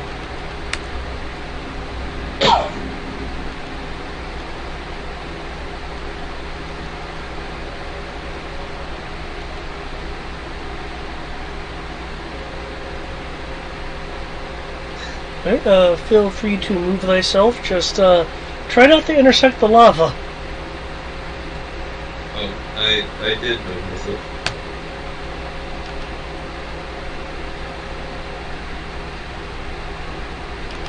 Is that into the rock face there? Me back to the llama. Because I noticed that your token's inside the rock face.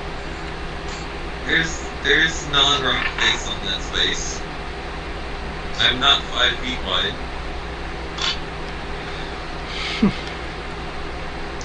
Okay, Dimitri, you're met up by the Zandor. Okay, Rory, it sounds like you're wanting to, like, say go that direction? Either that or possibly use this direction. Okay,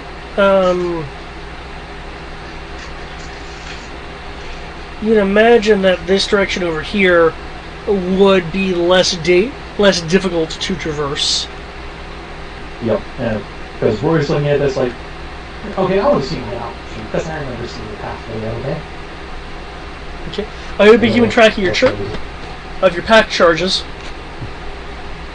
He will just, oh, is there a dip to go that way, or? You're standing on a cliff. Yeah. Oh, yeah, it's 20 feet up, okay. Yeah. Yeah, okay, yeah, I have like 3 charges left. Wow, you've been pretty jetpack happy this time, apparently. 24 to start with. Oh, 24, okay, never mind. It was 24. I'd say it starts with 24, yeah, so I was like, you've been jetpack happy, huh? Yeah, no, I thought we only had 6 for some odd reason, but yeah. We'll jetpack and try to catch up with them that way. Okay, give me a pack roll. The difficulty is going to be much less going that way. Cool. 20. 20? Okay. You were able to slip through the much more easily to predict falls of molten rock.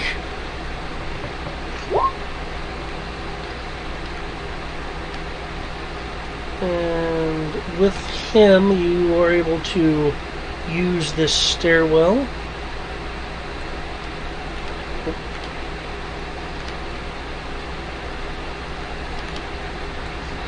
Okay, with that it looks like it's Dimitri and Xandor. Who's gonna leave? Yeah. I was told he's gonna find another way, and I could see Xandor. He was coming this way, so. Okay. Where's Crow?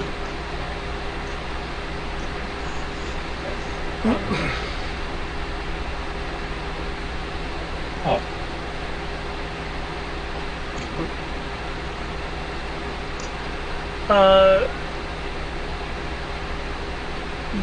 Excuse me.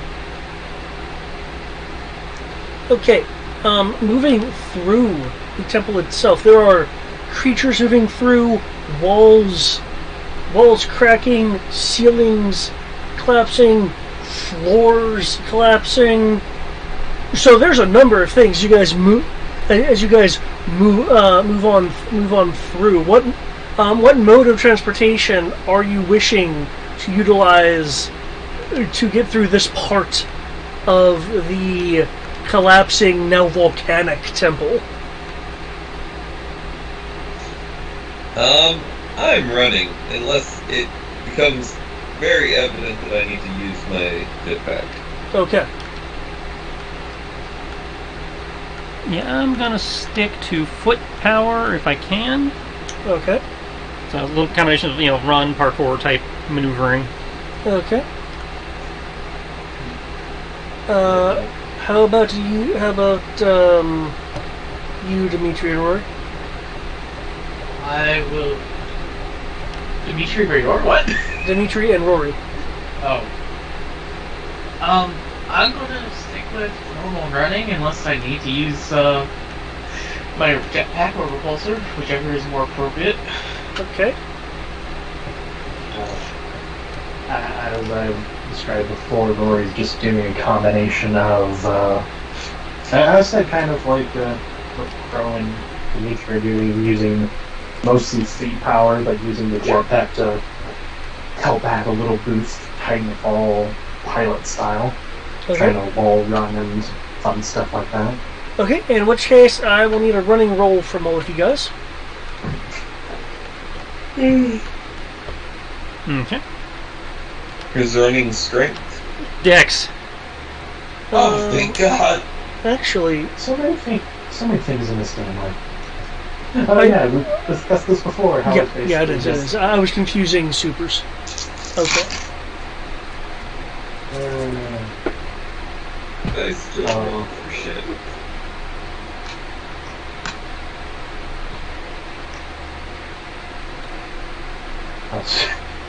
Poor strength. It's basically the Yeah, strength is. so weird. We don't talk about strength. It just kind of sits there. We What are you didn't talking talk about? that. There is no such thing as stream.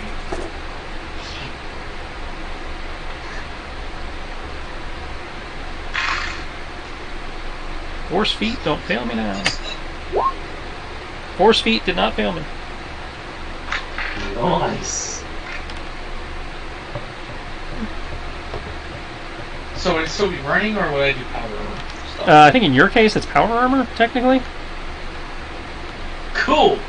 I'm okay with this. Yep. And I still have my climbing claws. Yep, yours are not damaged. I have climbing claws to help, I have my jet. So that gives me a 1D. I also have. Well, I don't think your to climbing assist. claws help you with the running roll, but well, no, but in case you have to use it for something yeah, else. he has them if he needs them. Yeah, I have. Because I'm saying I'm doing more than just running. Yeah. So can I use the climbing claw bonus? Only descriptively at this point, Okay. as the primary mode of locomotion is running. I assume we don't. Tandy doesn't give us a bonus. Tandy does not have running, no. But does Tandy have power operations? No, Okay. I already knew Tandy didn't have that. because droids don't wear power armor. They are Not until I program one. I could write a chip for that, but right now he's basically the only guy doing it, so... You know what? Just for lulz, I want to make a droid that wears power armor. I mean, you can do it, I'm just, currently they don't have any pre-coded.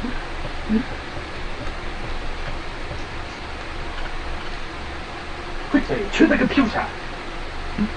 Okay, we'll be right. Oh no! And then we get into the mini game of writing code. Okay.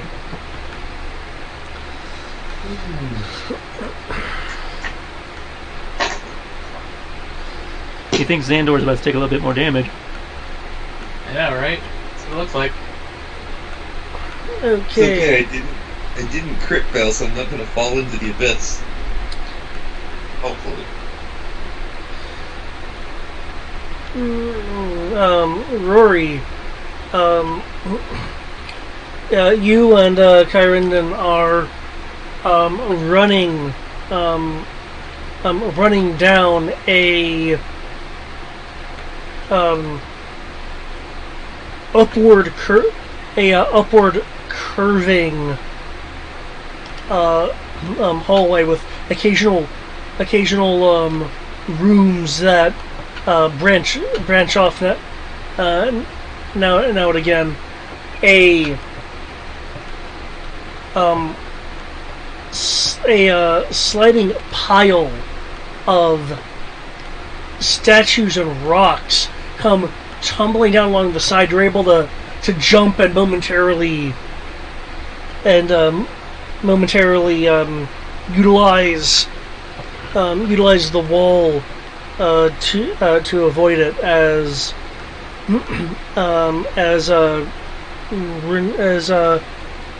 Kyrinden. Yep.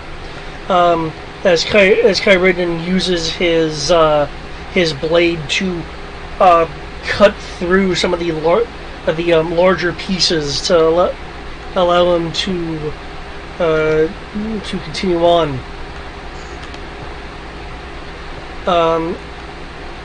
You will hear behind you a non-bone cracking noise and the sound of kind of stone against stone and the hissing of pressure being released. Behind you, the debris that was rolling along falls into non-existence as a fissure has opened behind you. The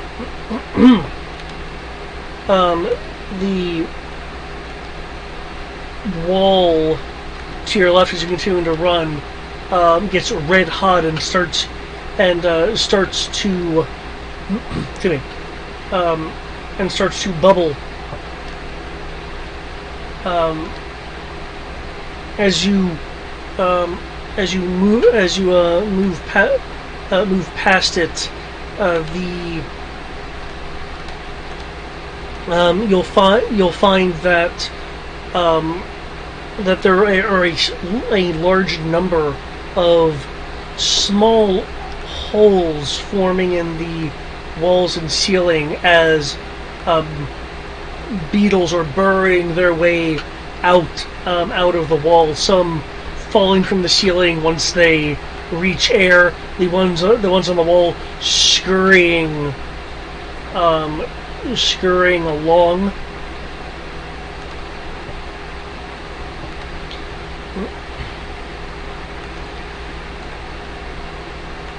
As you make it to what is presumably the next higher level, closer to the surface, you'll see that there is a large chamber that this hallway opens up into. The center of this chamber had a large stonework spiral staircase that was going along the outside of a carved pillar. This pillar now marred by molten rock, as the floor around it has collapsed due to the lava flow and pressure shifts. On the sides of the wall along the perimeter, there is still some walkway left. Looking at the other side, there is a door unhinged leading to another area, and just to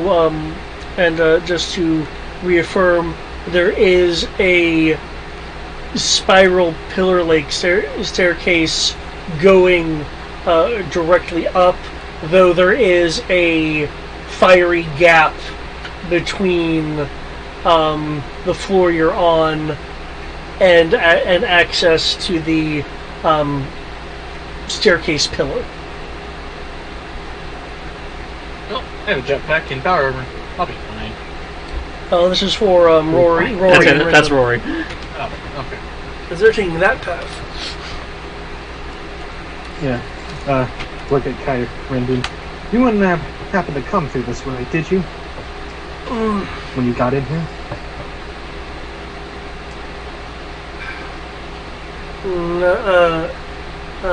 No, I came in through the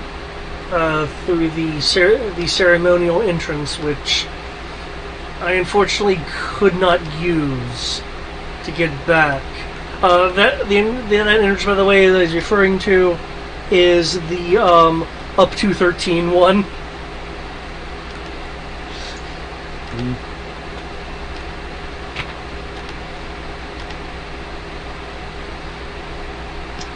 Yeah, I don't. Oh God.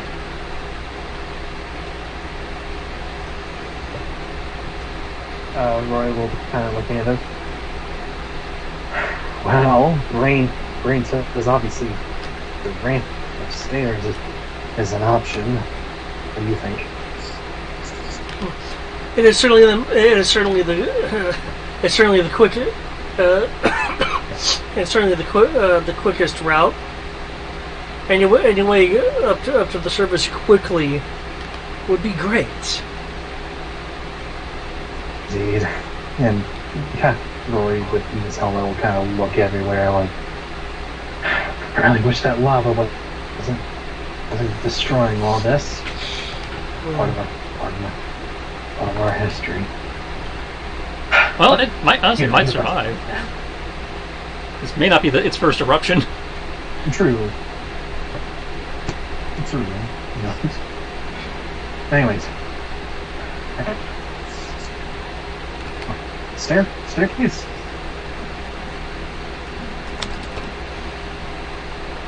Sure. Kind of like, With that, holy crap! With that, upon saying sure, he'll run from his position to the ledge and make what would appear to you as a impossible leap without the assistance of like powered armor or something, hurling himself across the gap to the stairs that are jutting out of the column as he jams his sword into the column to prevent himself from passing it. Yeah, he rolled a 40 on his jump. Jesus. 40. The force is strong with him. Well, he was using enhanced attribute, but still. Hey, it's a hell of a drug. Yeah.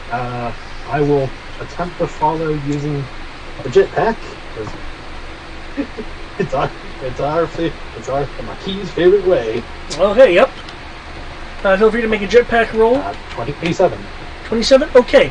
Because there isn't lava falling, it's mainly just, bubbling and geysering a little bit from below. You're able to... Are you wanting to jet over to the stairwell itself to use it, or are you wanting to, fly along the stairwell to ascend it? Yeah, I'll actually use the stairwell just in case, because who knows, being ready to jet back at a moment's notice. Okay. Roy may not have seen too many movies, but he's seen enough archaeology movies of random shit falling that conveniently doesn't hit the stairs. Okay. After you land, you and Kyron begin your ascent. A few seconds later, there is this startling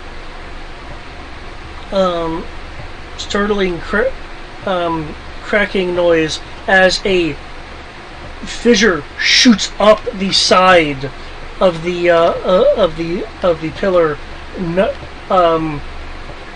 knocking some of the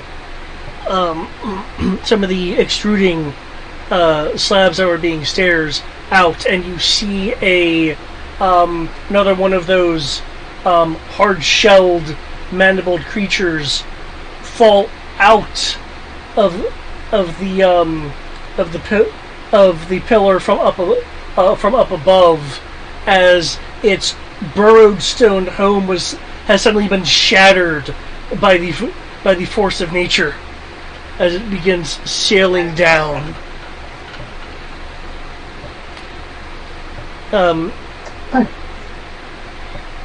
Hitting the stairs and begins tumbling downwards end over end towards you. Now over to the Corrender.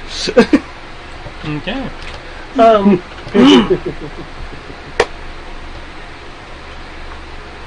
That is a really nice running roll. It is. The force is with me. you are able to run as the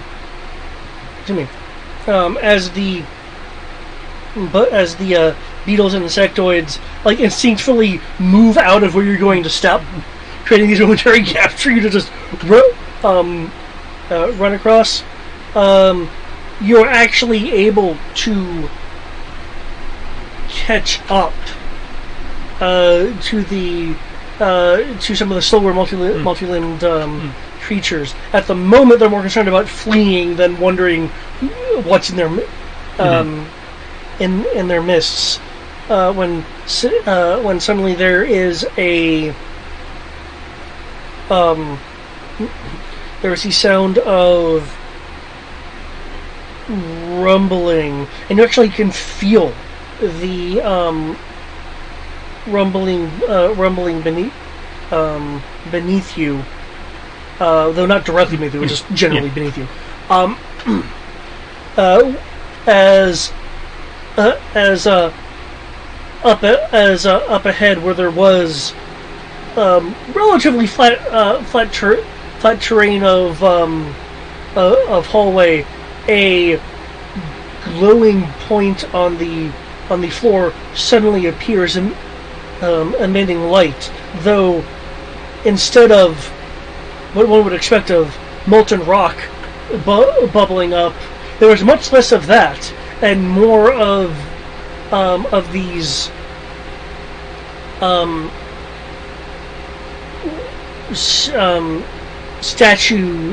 statues of actually trees suddenly bursting up through the floor. One of the creatures to your left does not anticipate this and slams into it, while the one to your right grabbed onto it and pulled itself over into a leap. The ones on the ceiling are just able to sail on by. You don't have to worry about that shit. For you, I would like an acrobatics roll. Acrobatics. Yep. Unless you'd like to use something else to dodge shooting, trees popping up through the floor. Yeah, stone trees popping up through the floor. Stone trees. Yeah, they're sculpted trees. Yes. They're decoration from the lower levels. The lower decks, if you will. Yes.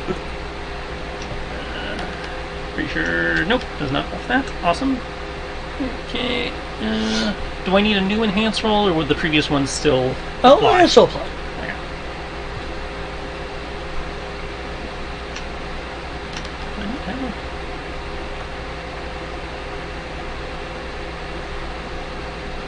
I could have sworn I had a buff to that. Okay.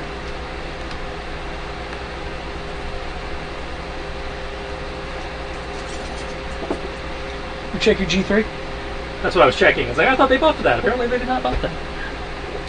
Okay. By the power of G Fuel. Okay. Quick. Bad day. Legends. Hello Fresh, Audible, very awesome stream. Rage Shadow Legends. They pay big bucks. Seriously, sponsor us. I will play your game. When the tree rises, you're able to actually grab a limb and parkour your way through these sculpted branches of the statue, shooting out of the shaped canopy through the other side. Yeah.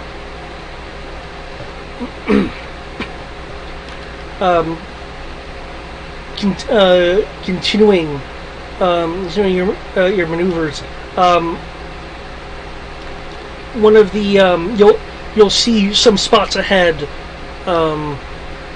glowing. One of which is on the ceiling. The multi-limbed creature that was going on the ceiling shifts to the left wall face to avoid it.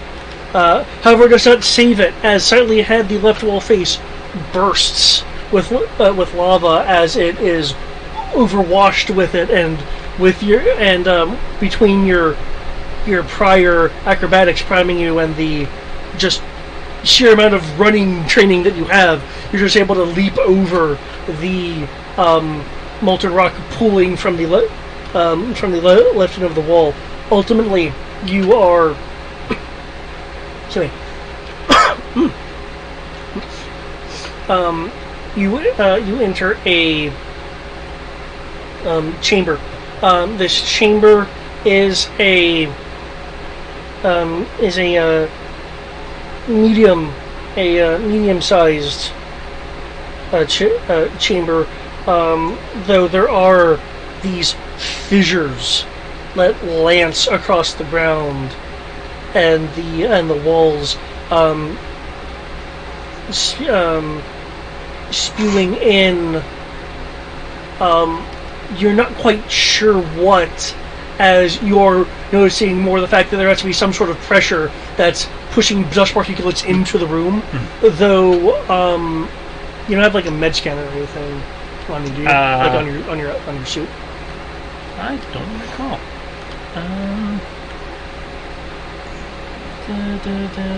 Med-aid.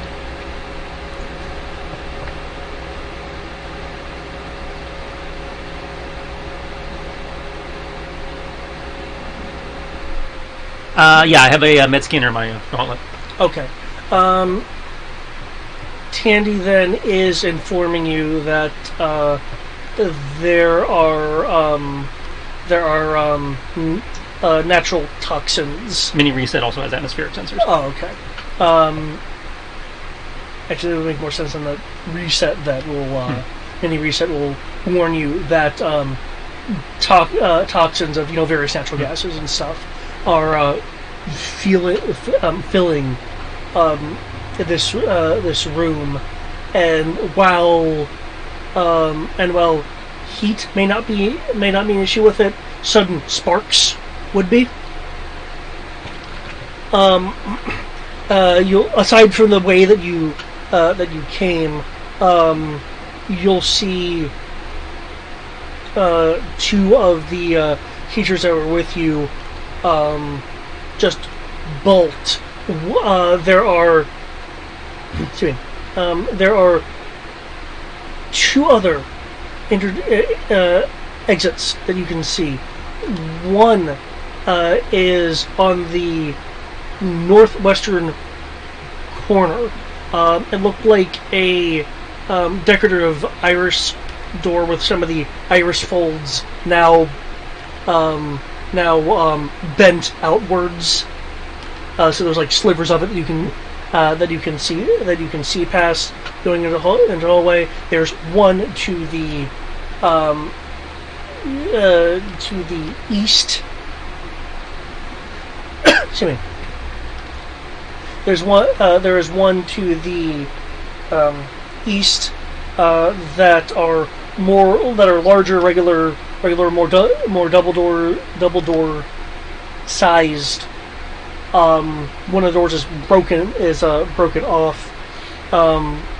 Just being able to see into that room just from your positioning, you see that there is a what looks like a small side stairwell that's going upwards in that room. It looks like maybe it was some sort of storage room. Can I get a perception roll from you?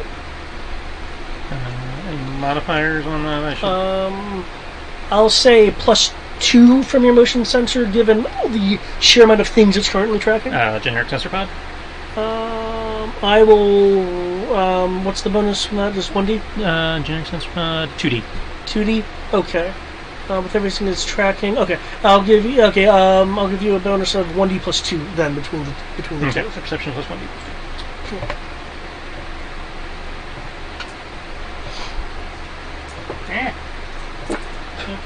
So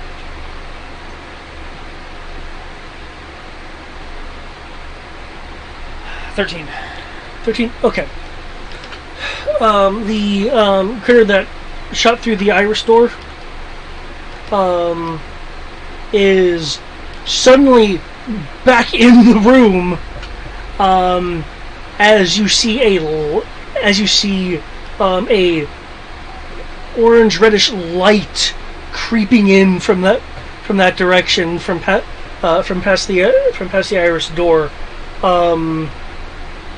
You're able to detect via your motion sensor generic sensor pods that the beetles that were that had popped out from earlier are congregating on the ceiling on the south wall, so it would be the wall behind you. But they're congregating on the ceiling, looks like they're swarming around, and even just crawling over themselves on the ceiling. So, just to quickly summarize, the northwestern iris door looks like it has probably lava coming out again to it, which is why the creature shot back in. There's a broken doorway to your east. The room past that door, you see I keep saying short. Narrow is what I mean to say. A narrow upward stairwell. And the beetles are swarming and congregating on the ceiling behind you. So they're clustering behind me. They're clustering behind you on the ceiling above you. Iris door in theory, has lava. Smaller stairwell does not have lava. Yeah. Critters have not picked a direction to, give me a sense of which one the nature seems to think is safer. The other creature, the second creature, the one that backed up. The one that backed up, it is going towards the stairwell with the. Sorry, you have light. Yeah, I have light detection going. That's how I've been following. Yeah.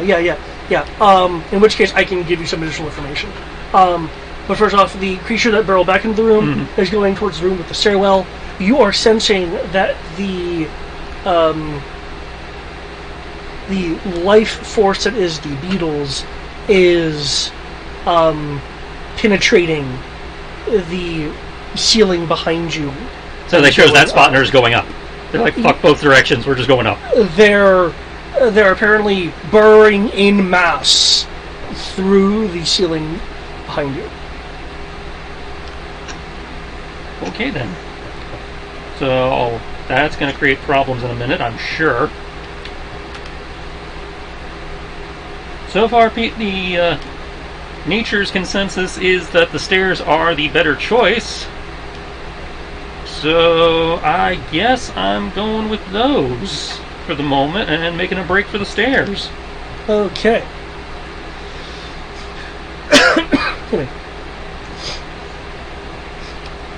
As you make a break away for the stairs.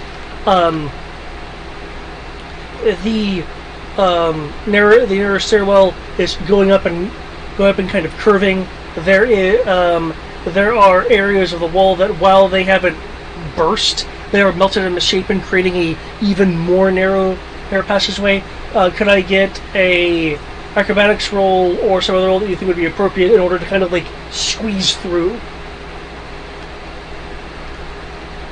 Okay, so I'm trying to parkour through jagged rock. Yeah, the walls of the narrow stairwell have been misshapen by some lava flow behind it, so we're making it more narrow. Alright. So there was obviously acrobatics, but if you have some other thing that you can help is you. Fine by me. Now do I need new hands? Yes. I'll do that first.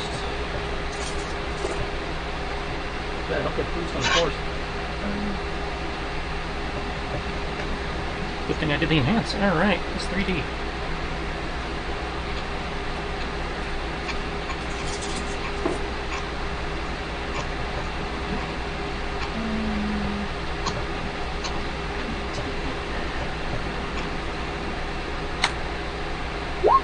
Okay, you are able to do more of this creature. You sail through that. You do a little jump for momentum, contort yourself, go on through, right yourself, and just keep on moving, as if it didn't really stop you. It just had to make you reorient. You then, at the fringe of your light detection sense, notice that what you've pretty much come to identify as the insectoid beetle life forms, suddenly, some of them, not all of them, are falling outside your range, as if they're suddenly subject to gravity. Can I get a danger sense roll from you? Remember how I said they were going to probably create a problem in a minute because their burrowing was probably going to set off the gas room? I think their burrowing set off the gas room.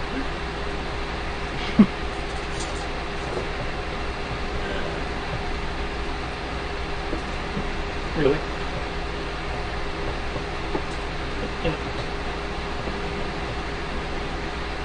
35? 36. Okay, awesome.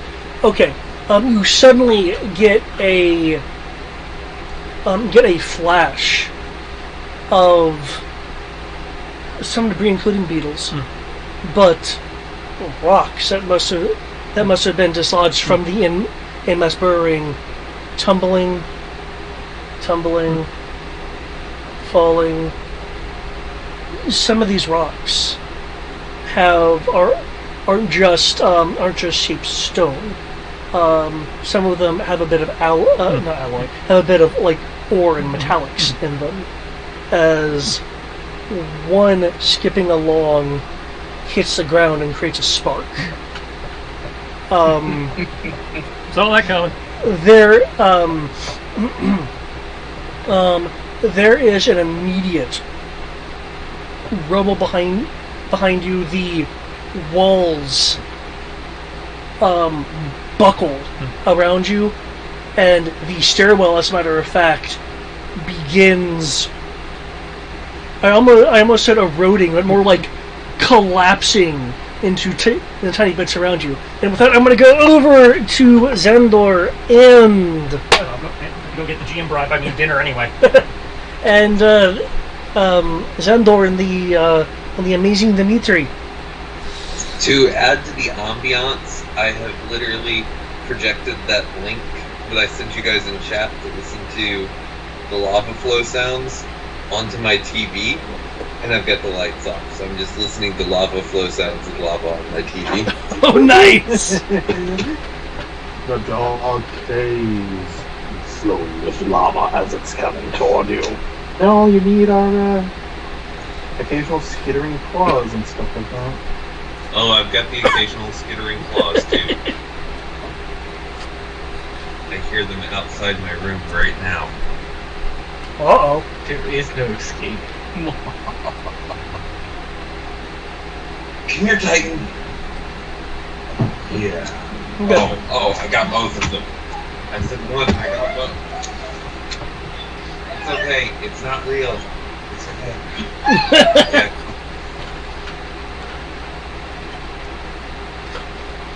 Titan's afraid of getting burned by the TV. What? Titan's afraid of getting burned by the TV. Go tell Lynn. Go tell Lynn. Go tell Lynn. Yeah, I know. Go tell Lynn. Daddy is gaming. Go tell Lynn. I acknowledge their existence, so they thought they could come tell me about the fact that it's different. Okay. As you and Dimitri are moving through this hallway, thank you.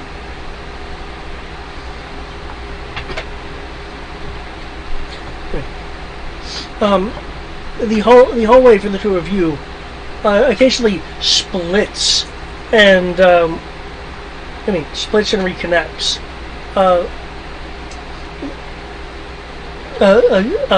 A couple times, you see what looks to be like display cases, like what you would see at like a bazaar. Occasionally, some hanging tapestries, which immediately get ruined by part of the ceiling corner collapsing causing it to crash to the ground. Both you, Dimitri, and Xandor are actually able to avoid this, as come tumbling out of it are a combination of small insectoids, beetles, not really taking the time to identify them particularly, and some larger bodies, which these smaller insectoid creatures are just scurrying over in addition to along the floor. These larger bodies you recognize as the multi-limbed claw creatures, as they shoot forward and past you, except for some of the more injured ones, which are a bit slower. Having to maneuver around them is much easier for you, Dimitri, than it is for Xandor, primarily because the beetles and insects are kind of squishy and not the most friction friendly of things. Once they are squished, with a bit of assistance, he's able to get back on track. The hallways split again as you guys continue to dash forward and up some short stints of stairs, some of which are curving. From behind you, you hear as rocks and pressure bursts the hallways behind you, throwing particulates forward, though not knocking you off your game. Can I get a sense roll from you, Xandor?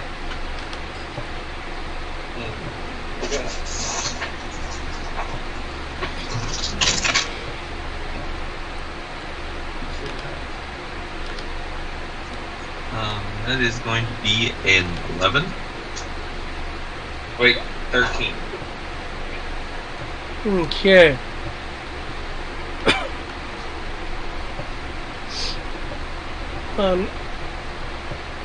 You sense something fractions of a second.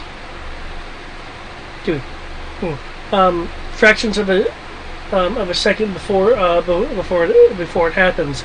The ground underneath you becomes unstable, as rising from the surface as one of the carapace beetles, threatening to completely incidentally use its shell and its sheer body size to smush you against the ceiling. However, with your slight bit of warning given by the power of your danger sense, what movement kind of skill, acrobatics, to be included in this, would you like to use to not have the carapace of the creature as it rises through the floor smash you against the ceiling? Acrobatics is dex based, yeah? Yes. Excellent. Okay, due to the fraction of warning you have, you can give yourself a +2 bonus.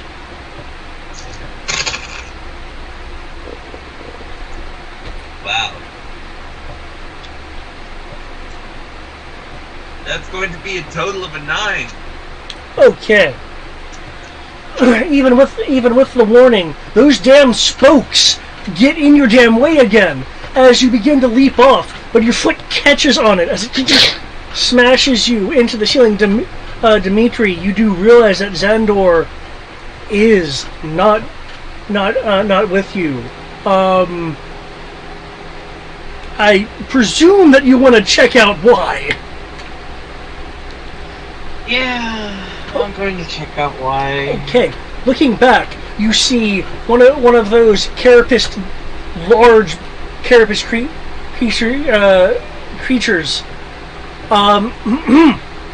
smushing him against the ceiling.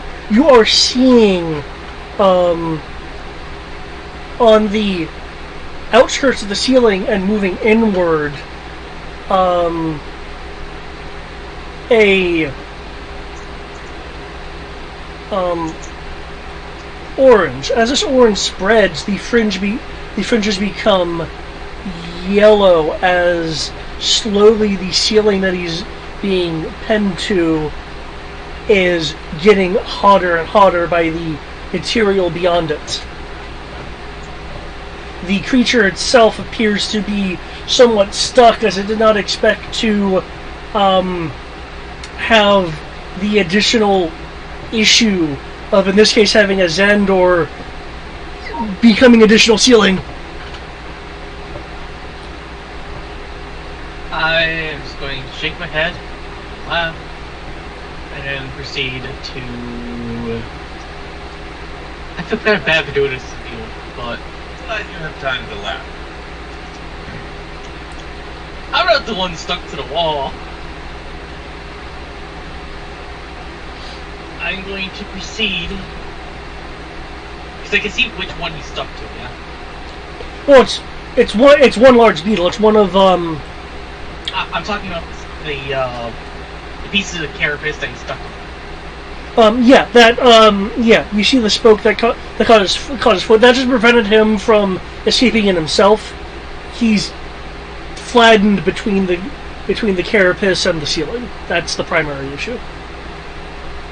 That's fine. So... I am going, because the beetle's stuck there. Yeah, I'm going to target the specific part of the carapace to free Xandor without doing as much damage to the beetle.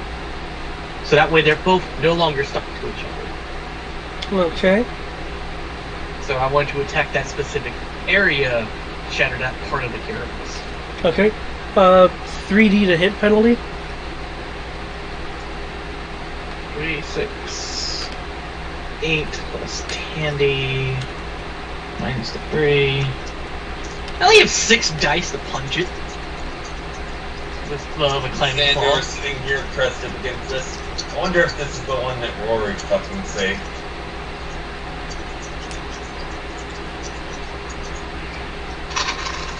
I don't know, do you see a hole leading back to where we came from? I don't know if you'd like to go down and to the hole that it just came out of and be my guest. No thanks. Ooh. Power die?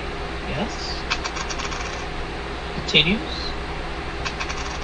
And then it stops.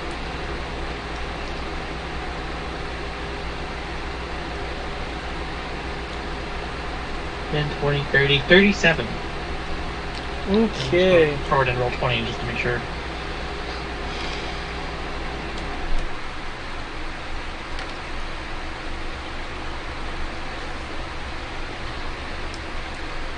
The 37 will definitely hit the... Sorry, it's actually 39. I forgot it. Plus 2. Okay. The 39 will definitely strike the spot you are aiming for.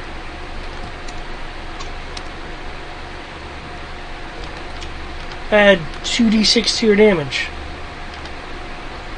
And I got...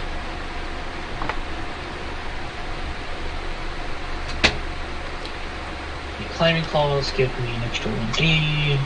There we go. By the way, as soon as I figured you, I was just not staying near this thing. It's probably not going to like us.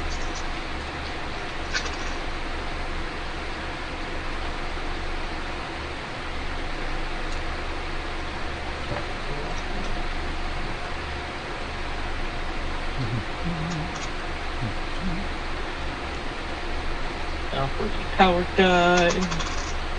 Oh. Okay.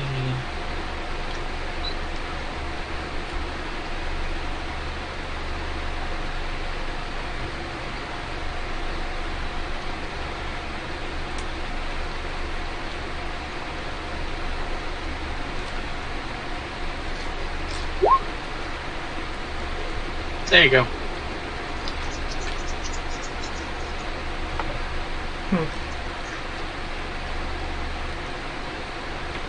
Okay.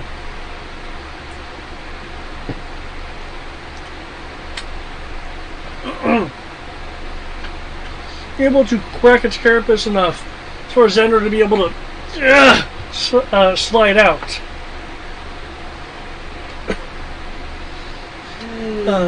Mere moments later, the ceiling that you would press against fully turns a combination of yellow and red as a fall of molten rock envelops the beetle and begins pulling your way. Let's keep going. Yeah, that hasn't changed. That's for sure. Okay. As the two of you book it, the area you're in having a number of short ascending stairwells. When suddenly the hallway you're running down splits into a upper diagonal left and fully upward, so ascending right stairwell. Weird, okay.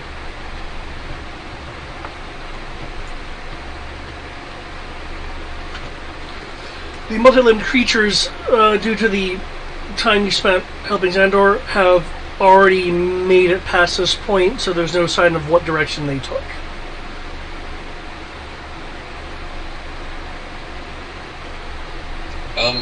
Aren't we going out the way we came in? No, you're taking a different staircase. Well, the way we came in was one of the first ones that got lavaed, apparently. Yeah. Mm-hmm. The way you came in was the 223A area, which is right over here. Well, I'm going to... And I tried to do the same thing that Crow was doing, and use life protection. You can try. You need to activate it first. And say, first you gotta activate it, then you gotta roll survival to actually interpret it.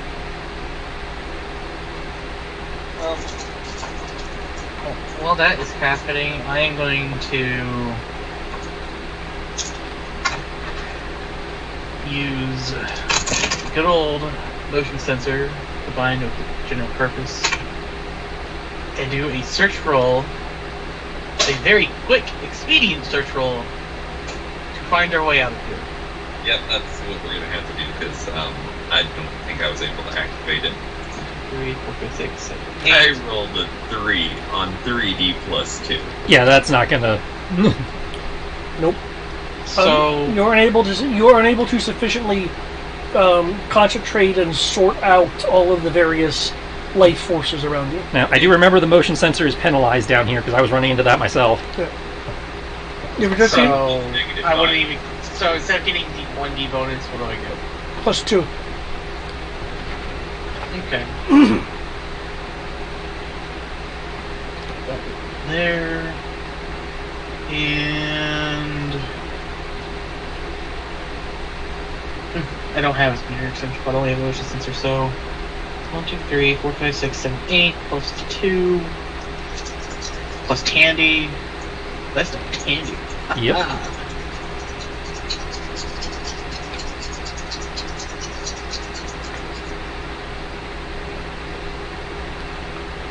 Also, would this be considered a low visible? Oh, it's not perceptual search, so it doesn't matter.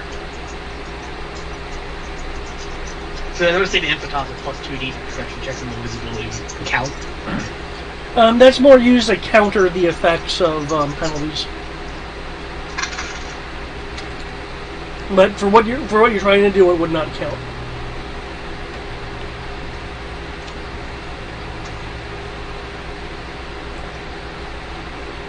That plus 2. Roll the power die. I got a 6. Roll another die. Lever 6. Never die, and it's 1. So here.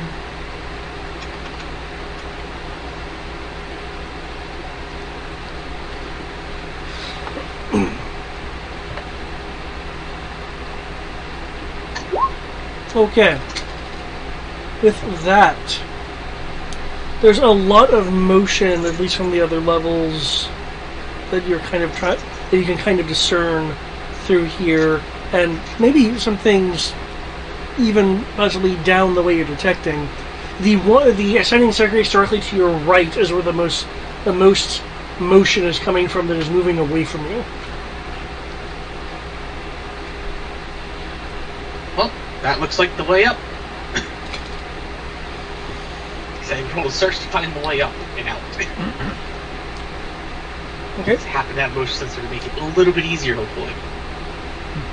Okay. So the two of you ascending using that direction. The right. Yep. Okay. Ascending on the using the right stairwell. Excuse me. It twists and turns a bit. There's occasional branching points, but those branching points have collapsed, only having the main area for you to follow. You eventually emerge on a on the elevated part of a open air split level. Excuse me. You see the tops of, and looking down, and then looking down through the open gap, you can discern this more. You see the tops of and the rest of the body of what you're seeing. The room you're in contains large sculpted trees, some out of stone, others out of metal. Excuse me. A few out of crystal. One of the metal ones is mostly melted by a fall of lava that is just falling from the ceiling, providing fortunately some light, but melting the particular the particular art piece. This light is reflecting off the one of the crystal design trees that catches, and something with it catches your attention, Dimitri, due to your sharpened yappy senses. You catch movement beyond it.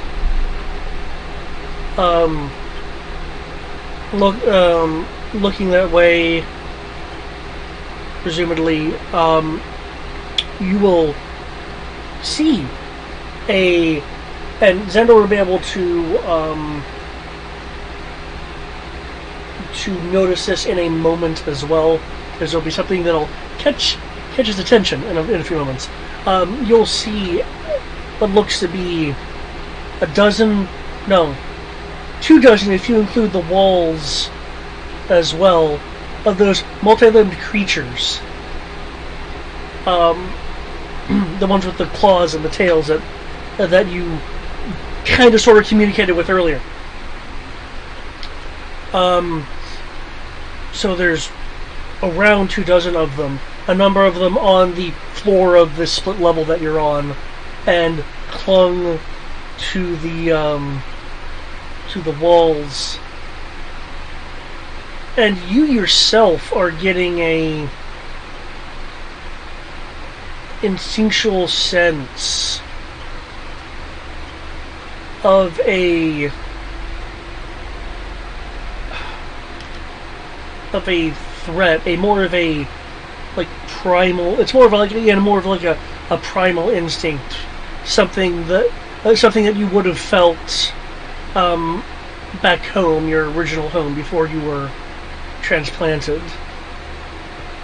One momento.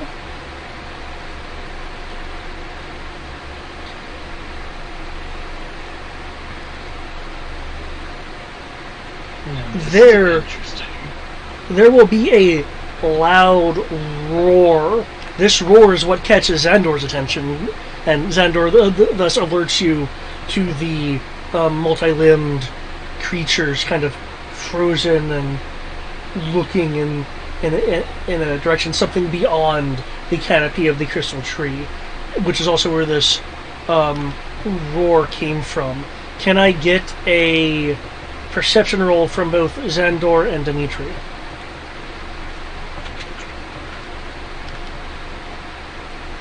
A perception roll? Yep. You know, though I've been actively doing search this whole time? Okay. Yep. That's going to be a 4. I assume I can get impetus for this? Yes. Because we're in a low-lit area? Yes. And motion sensor? I assume most play motion sensor search, so... And the thing isn't moving in such a way as to set it off, as the source of the roar isn't, like, moving at the moment. Cool. Nice.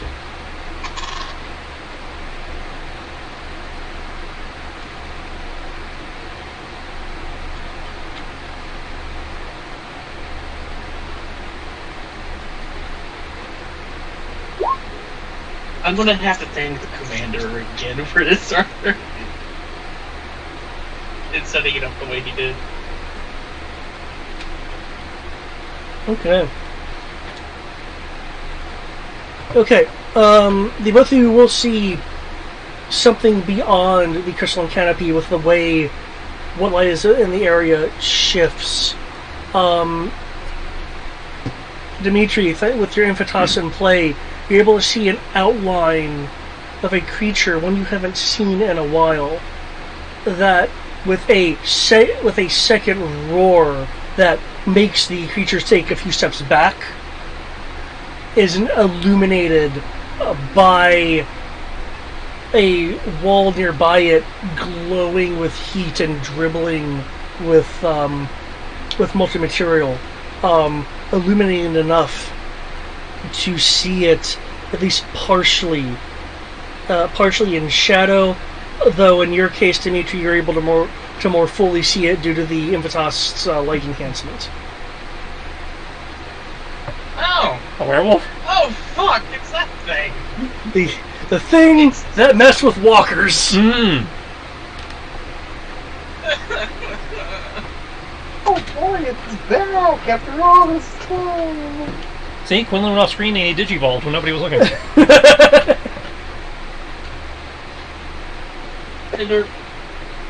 I suggest don't get its attention. That thing cares for walkers.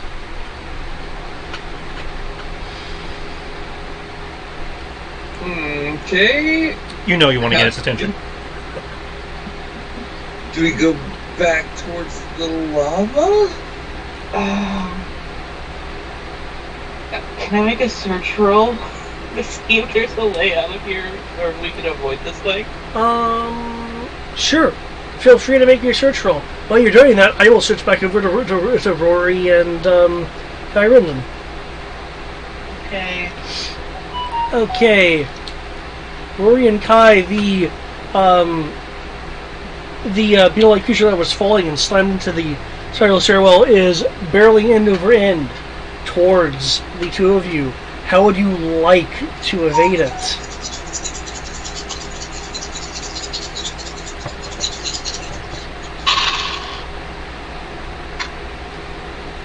Okay, question. Yep.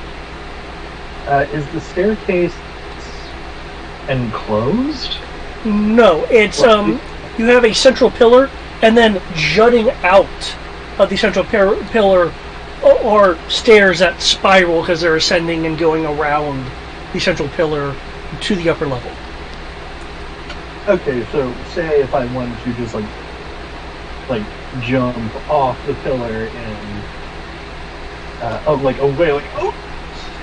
get out of the way and jetpack myself, that would be a good course of action. Yes. Yes, because there's open air to your sides, lava below.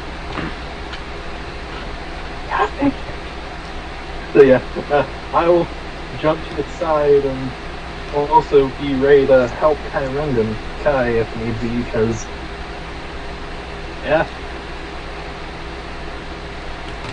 And unless and I don't know if he sees it, but the word will say, "What's your other time?" And we'll jump off to the side and do the thing.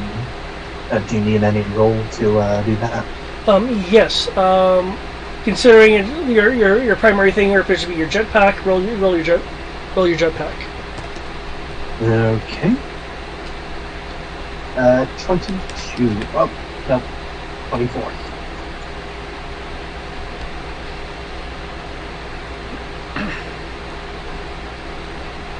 Okay. For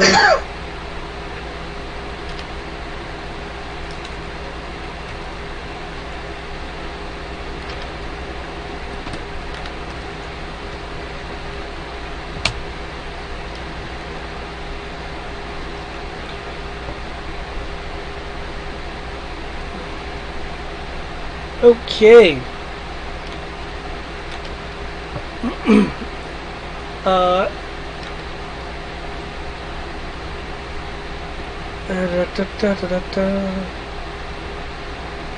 Okay. Its flailing claw clips you as you jump out of the way and engage your jetpack. And I will need to.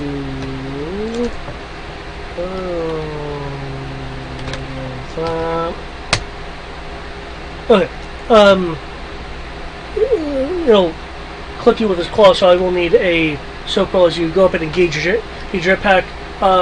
Kai slashes. Kai slashes at it. Cracking his carapace, moving it off to the side and thus off the stairway. However, the momentum it had was able to push Kyrend, and he begins falling off the side and reaches up with his offhand to grab onto one of the material jutting out, acting as a stairwell, now dangling in the air just above the lava. 37. 37. Okay. Please, no damage. Okay. There were only sparks as the claws graze against your Zeskar armor. Oh, thanks, Zancy. Roy will rush back over to the stairs where Kai is and plant himself firmly on the stairs and offer a hand to help him up.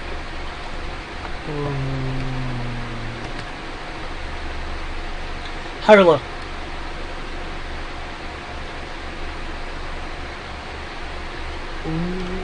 Well, Okay.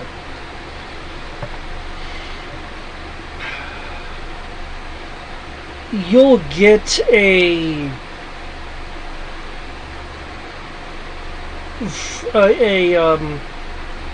frustrated,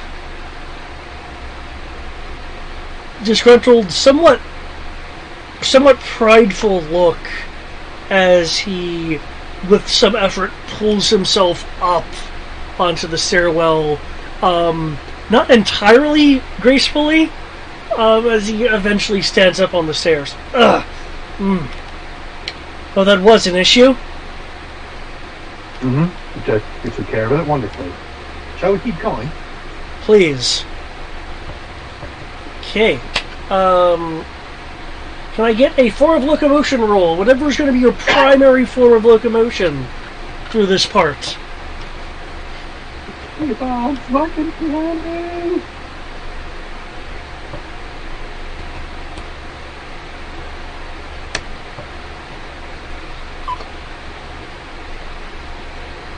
Uh, 22. 22. Are you doing running or jetpacking? Running. Running. Okay. Yeah, I don't want to outpace Kai, so. Okay. The two of you begin running up the spiral staircase. The occasional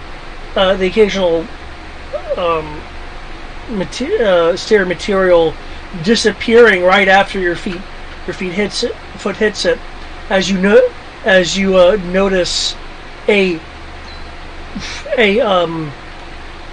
fractal expansion of cracks from the central fissure that's cracked up along the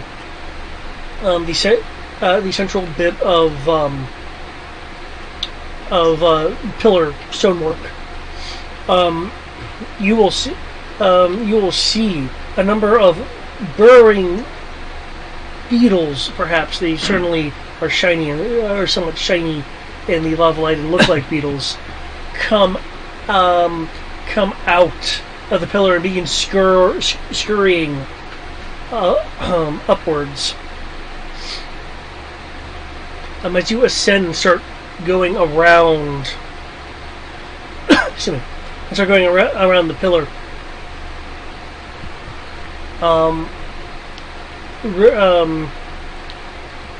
Can I get a perception roll? If you have something like a generic sensor pod, that would count.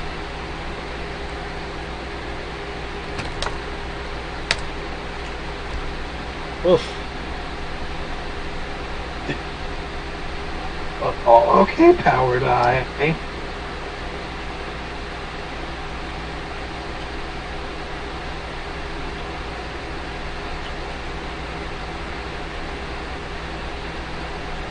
$31?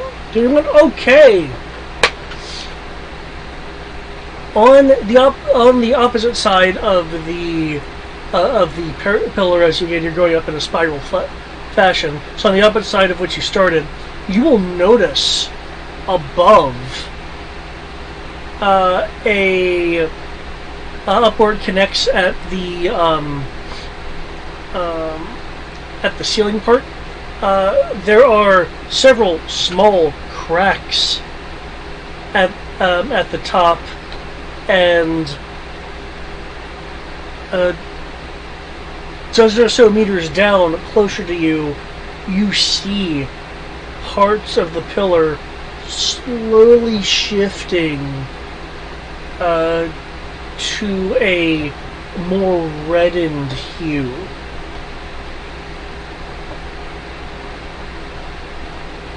So, would Rory's senses and brain basically tell him everything's about to collapse? We need to go ASAP. Specifically due to your geology and mining experience and such. What you figure is there are probably fissures and cracks internal to the pillar from the top, since you've noticed damage from there, and within those internal crevices are pooling molten rock, which is then heating the rock, so the top part of the pillar will, in very short order, either melt, burst, or some combination of the two.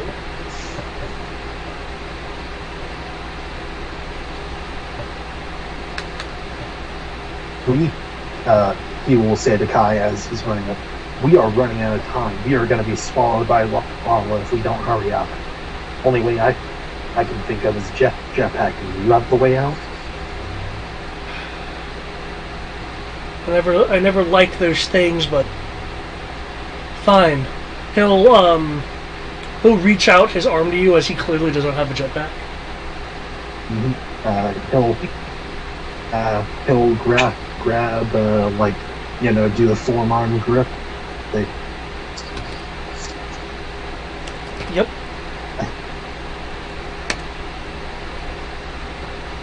Hang on. And if you feel the need to use the force or anything like that to help, just do what you feel is necessary. You are good at what you do. I am. Hopefully, I'll see you to continue to do well at yours.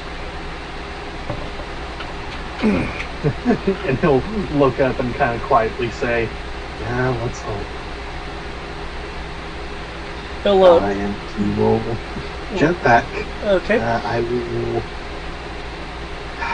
I will spend a character point for another power nine. Okay.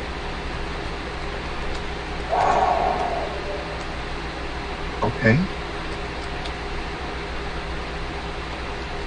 Okay, hot damn.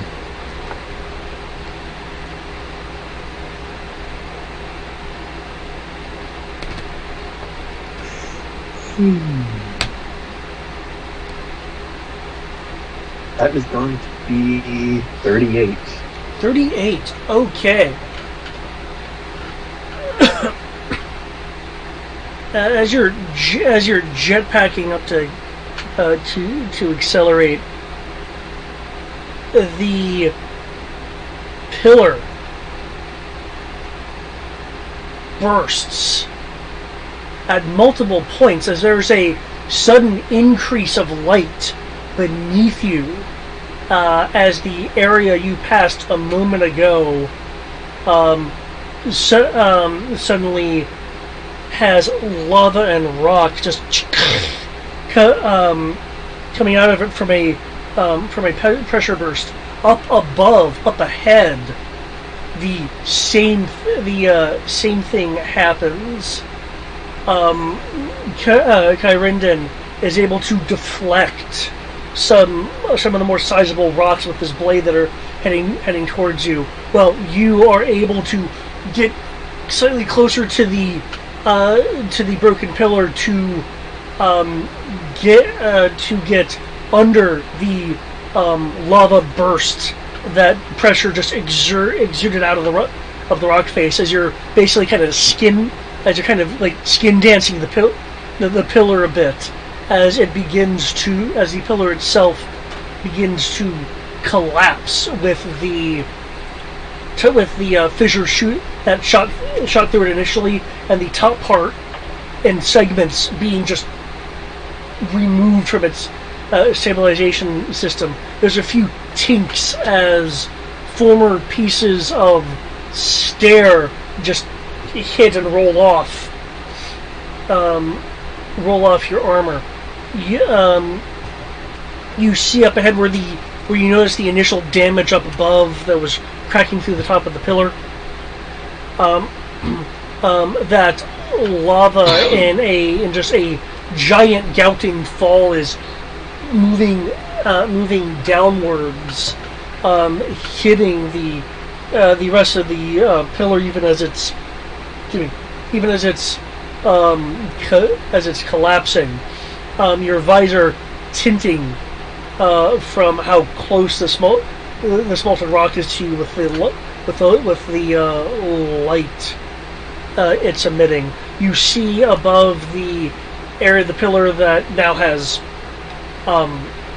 lava raining down of it, beginning to crack more. But you're able to just slip in to the open area where the stairs were initially leading, right before the top part expands from the pressure to where now, if you were to look down behind you, all you would see is just pouring lava instead of the room that you were in.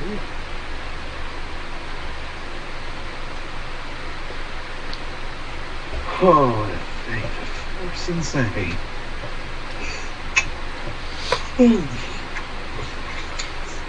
Speaking of the force and Cindy, where's your mother? We will find out when we eventually escape this temple, hopefully. Your mother's in another castle. That's guaranteed. Mother's in another temple. You will see in front of you on this level, 2 stairwells which are shattered. One of which has a glowing rock pile as there's lava behind it that hasn't yet burst through, and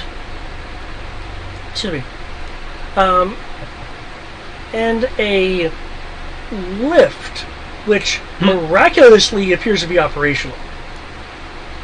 Never take the elevator in an emergency. They print it right there on the elevator. That being said, Do you actually say that? Yes. that being said, the tube that the lift is on is of course intact. Jetpack. We will say, the lift? I can jetpack up. Unless you trust it. I trust your pack more than I do that lift. Good man. Always trust the jetpack. Agreed. Always trust the thing that you see actively working over the thing you don't see working. Okay. Shooting up then through the lift tunnel. As you do, beneath you, areas of the tunnel's wall bubbles and bursts as lava flow spouts down into the lift area. Eventually, you seeing the light and green of Zenzi. So we made it to the surface? Sounds like it. Yes. Or you just see Quinlan sitting there waiting like, the fuck? The fuck did you do? Yeah. I mean, Wolf. Just as a quick thing, you will land, let go of Kai, and kind of just take a breath, like, oh, thank God.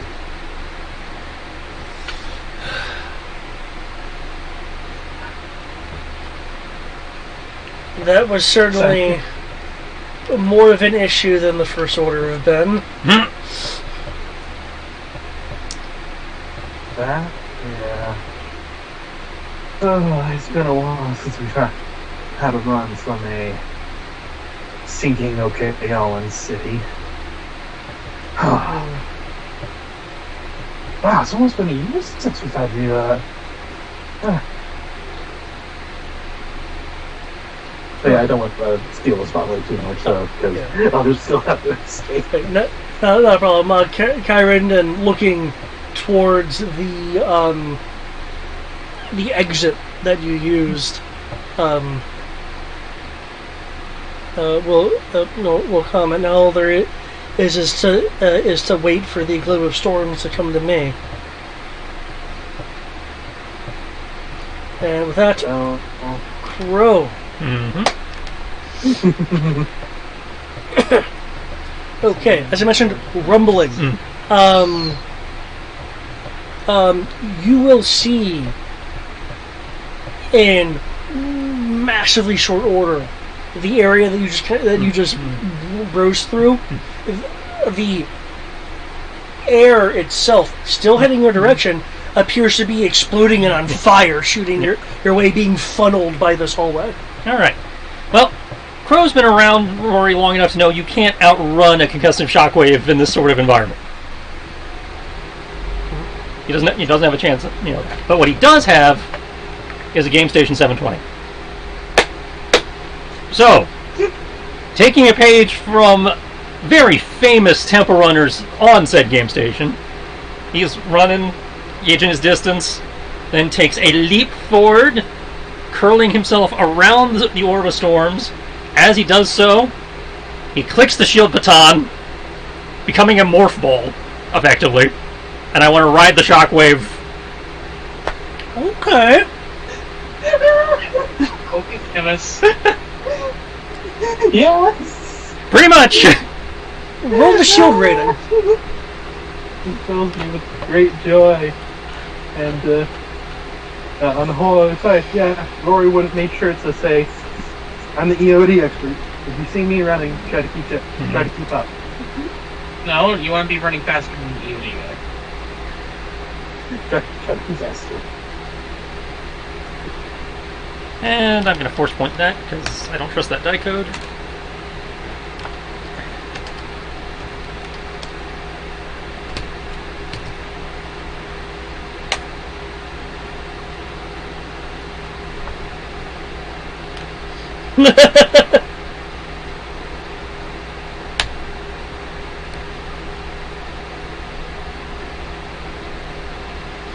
Okay. You are being propelled. You're being propelled by this explosive force. Occasionally, feeling a bounce, and then, for a few moments, nothing until you hit something and begin rolling along a something that has a curve. a curve to it. You then hear around you as perhaps another pocket of natural gases has been detonated as you suddenly go from moving in a kind of curving forward to suddenly up, just being hurled upwards.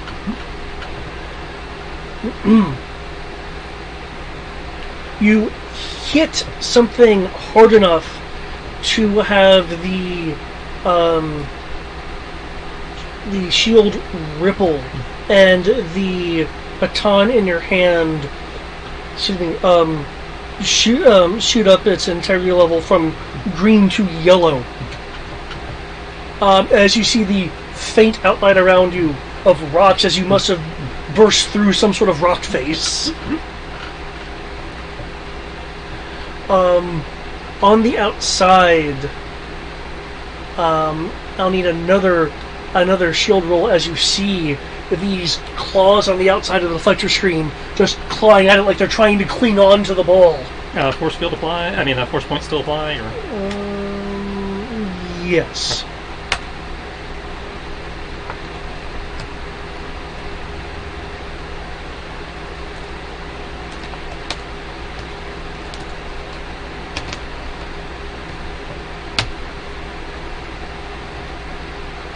Okay. The thing is clawing onto the shield. Cannot make purchase because it's energy, and fall off to the sorry.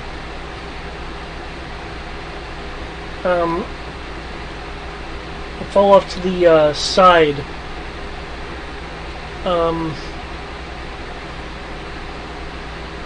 You'll eventually feel the bubble slam in to something else as the intense light around you from the exploding air diminishes, and you hear a loud pressurized hiss as the ball that you're in, the field ball you're in, bounces some, rolls, and then fizzles out from its ride. The room that you are in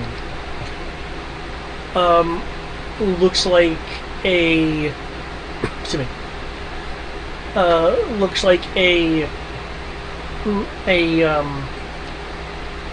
mechanical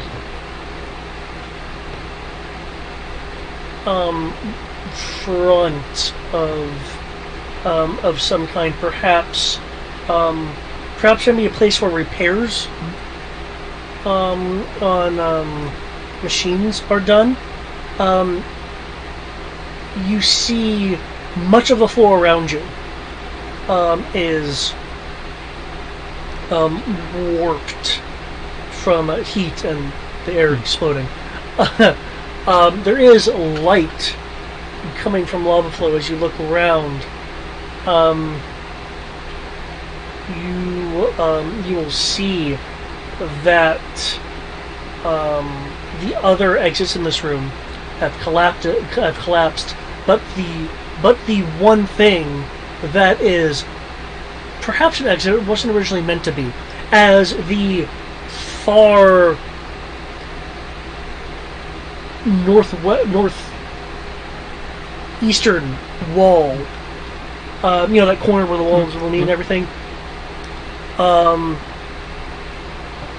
which has unexpectedly become a... How will I describe this? Become more like a... Shoot. I have it in my head.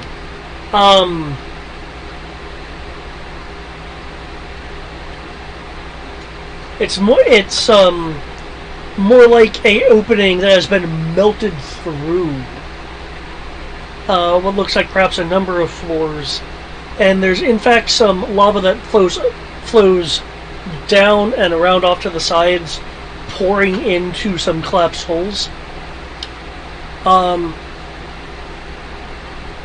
The main area in front of it is also collapsed. What you are seeing is an area of wall through multiple levels that has been melted through by lava and pressure release, and is only not still centrally flowing due to what you had hit that finally stopped your movement. And what that was explains the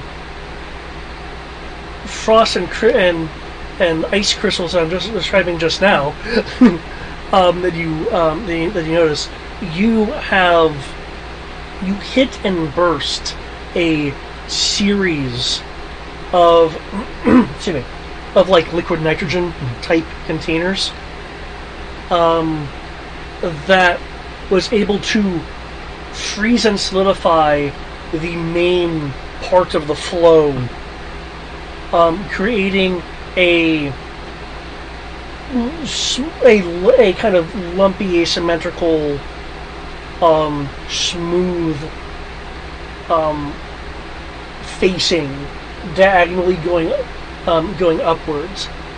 Tandy is still detecting low amounts of flammable natural gas in the room. So, like, the entire room won't explode in the manner that it did before. But if you were to engage your jetpack, there would be a detonation. Yeah, no jetpack is in here. Yeah. Okay, so I'm gonna make my way over to the one thing you implied might resemble an exit. Yeah. Stick my head, take a look. You see a melted stones and rock, kind of like as if there was a river that has been frozen. Mm-hmm. It's a stone coming diagonally down, inclining upwards. You do see something some areas that branch off of this as it was coming through different levels. It is most certainly going up.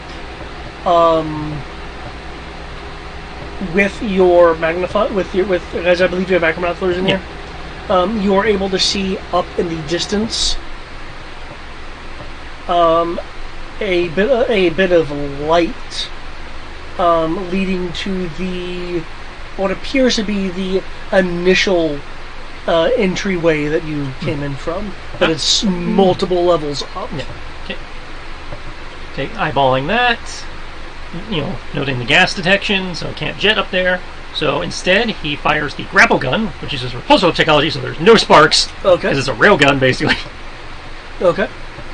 And tries to tag something up there so he can yoink himself up. I believe that's what a firearm. That's firearms, yeah. Yep.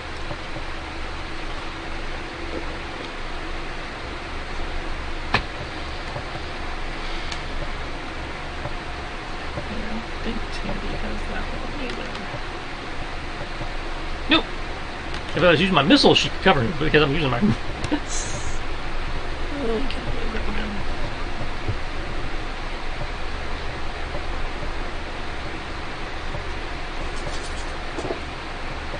Hey, that's you. Okay.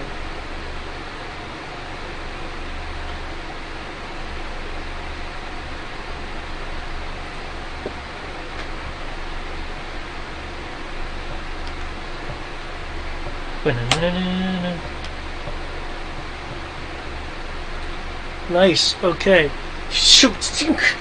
It latches onto something, and I believe that gives you a bonus to climbing, or you're just letting it reel you. It doesn't give a bonus to climbing unless the GM says it does, because the actual write-up does not, but I can see situationally. Okay. But it pulls me at 20 meters per second, so in this case 120 meters per round. Okay, are you just letting it pull you? I'm just letting it pull me up as high as it can get me, and then either tagging a different thing and going up further, or if I'm out of the gas zone, then I can ride the momentum and then kick in the jetpack. Okay. As you're being pulled upwards, you see ahead of you the multi-limbed clawed creatures popping out of various intersecting areas and climbing upwards, followed by this just completely visually impenetrable flow of beetles that follow up behind it. Going upwards. What follows that, however, are the carapaced creatures,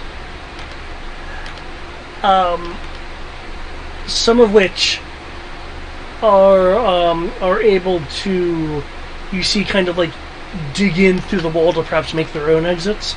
Others are being just ushered by things behind it and aren't able to make purchase, and instead fall out, hitting the inclined surface that they are, and start tumbling down like organic insect stones towards you. Can I get some form of evasion roll to not have these tumbling creatures hit you? Under the circumstances, I guess that would be a dodge for like twisting and kicking off walls and stuff. That's what I was thinking. Yeah. Okay. And, is this reaction, or do you think I can apply black flip? Given that you're actively being forced upwards, I don't think you could actually backflip. Okay, but I can in theory apply enhance, so I will definitely do that.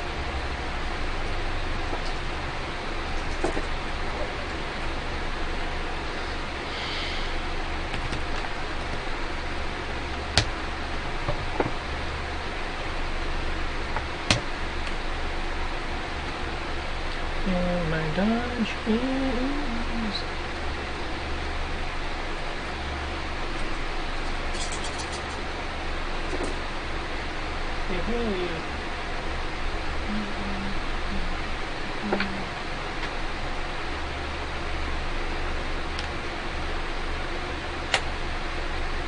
And I just want to say, if they do hit, I'm prioritizing protecting the shield, the orb of storms from impact. No. Your Mandalorian and other trainings have prepared you well not to be hit by giant falling beetle insect things, as you're able to hop to the side to avoid one,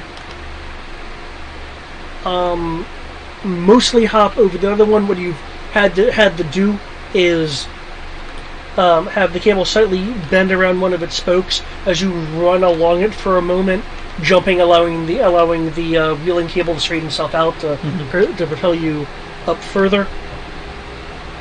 Excuse me.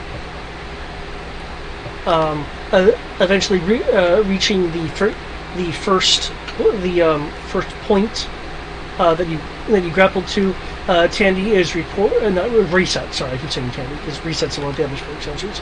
Reset is reporting that the gas levels are only trace at this point, so you In theory, can safely. so you should be able to safely use your jetpack. There is a rumbling that everyone can feel as you see above some distance above you, Crow. That perhaps similar to the machinery room you were in, something else has perhaps been detonated, or maybe just the geological area here has become much more unstable, as the makeshift tunnel that you're seeing up is beginning to collapse from the top down. Oh, of course. Okay. Well, so I suppose jetpack roll now? Yep. Yep.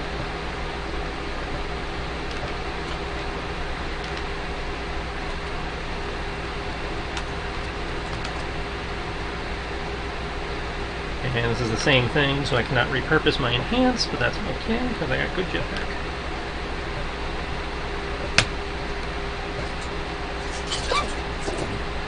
Well, normally I have good jetpack. Oh no.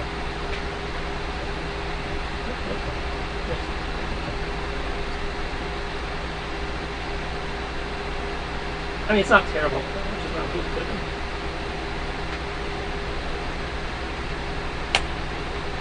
Oh, 22. Okay. As you're jetpacking up, you're weaving between pieces of falling debris. Some are just rock, others are bits of equipment, others still are in part or in whole artistic nature in the form of sculpted materials that you're able to partially avoid as you're shooting through a thing. So you'll notice that some of the material now falling is red hot rock or globules of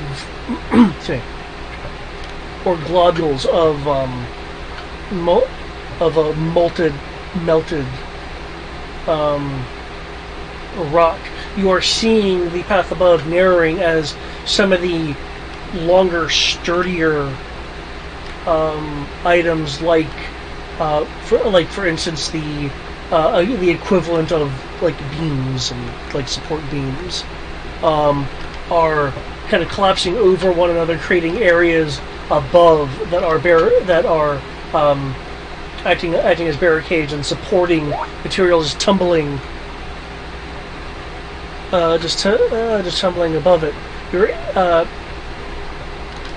able to slip through the area around you, narrowing more and more as the as various items are just piling up and up and up against each other. It is actually beginning to squeeze you as your jetpack is still forcing you upward, scraping against the material. Can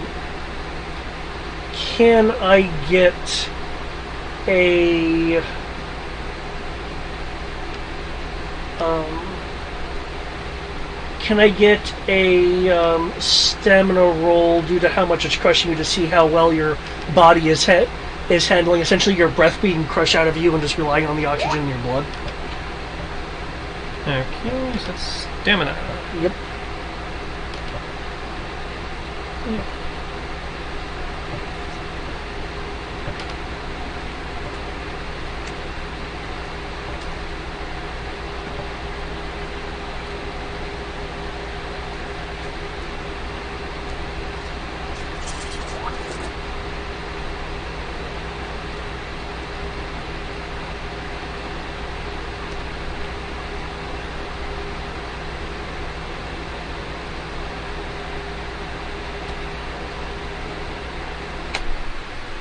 That's 20. Okay. You feel burning in your veins as your body is really wanting oxygen, and you start to see your vision narrowing as just nature's crushing in on you until you pop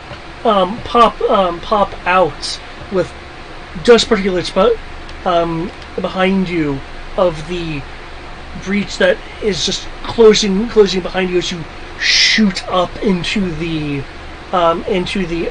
open way and through the air into the light and green. You're gonna have a 1d fatigue penalty unless you take, like, say 20 minutes to just get some air.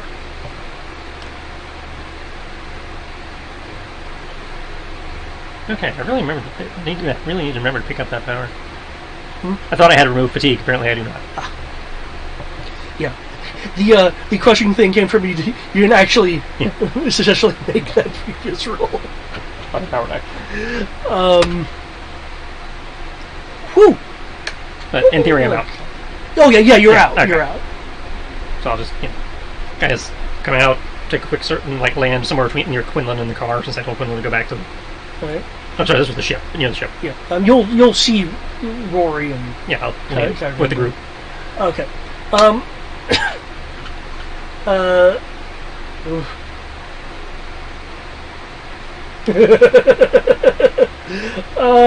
Sorry, just freaked myself out a little bit with that description. Drowning's a bitch.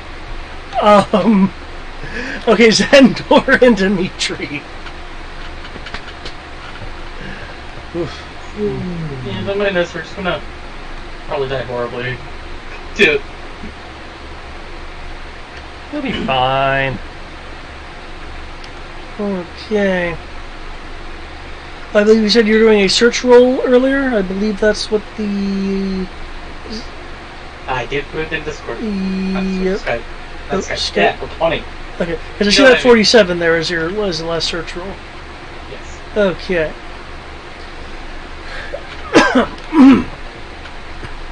Looking around, having to get up on the banister of the split level you're on just to look over the artistic canopy that's popping up from the lower level, you're able to see a doorway in the middle of the room on the opposite side across from you, across where the canopies are, and a good 17 meters to the right of the group that where the roar is coming from. The doorway is is open, primarily due to the fact of it looks like that it's been clawed through from something previously going in that direction. You can see you can see not a stairwell, but a corridor with a upward incline.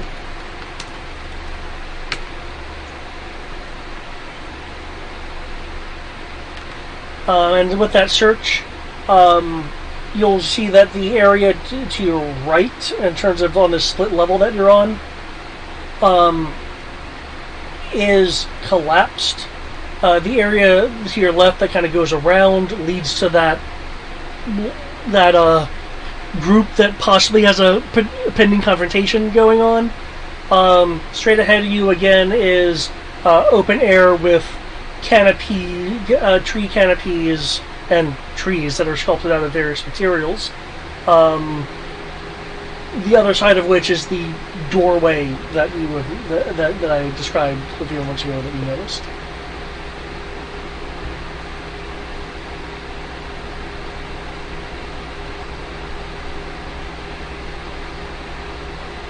How do the two of you wish to proceed? You want to try sneak past Susan, or I hope you say yes. What was that? I'm asking if you want to sneak past the thing, or try to see if the creatures that are digging have a different way out. I was thinking we just go very, very fast with jetpacks. Well, you have a record of hitting the things that you're trying to get past with jetpacks. So that's why I'm asking. Well, And I hate to say this, but third time, if it's not a charm for you, I don't think I'll be able to save you in time. I've literally watched that kind of creature tear its way through ATSD to kill the pilots. again, it's not like we... Is it blocking the way out? Let me see if I can do a little bit of a sketch. Yeah, it's not blocking the way out. Let me choose a different color. Let me choose blue.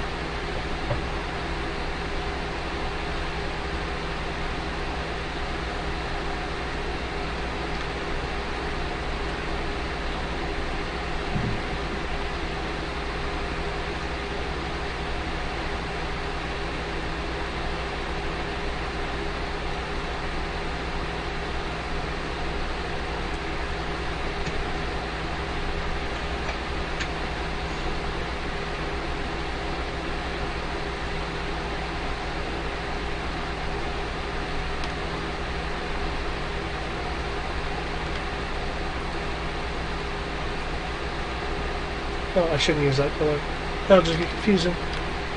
I'll use purple.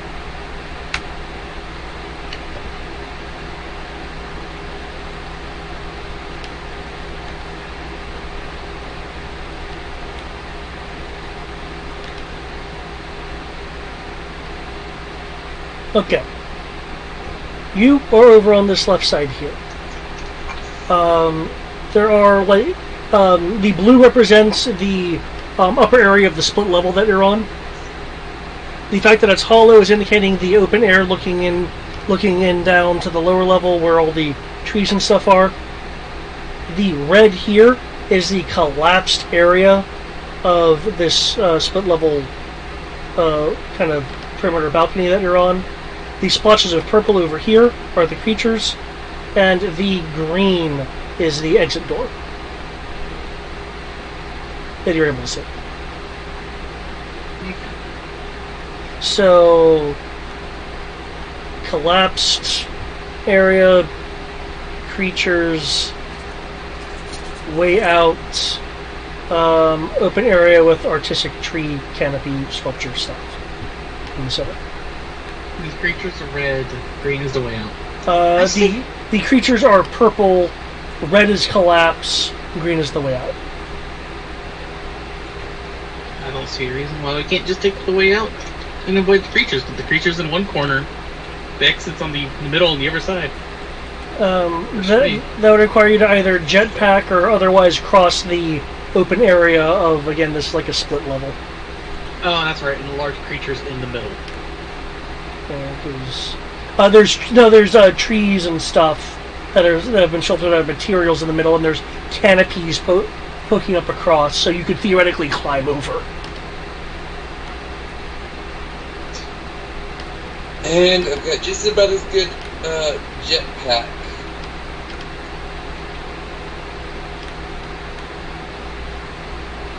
What can you do? 'Cause I know I can get there. What do you think would be the most successful way for you, Vandor? And we can go with that method.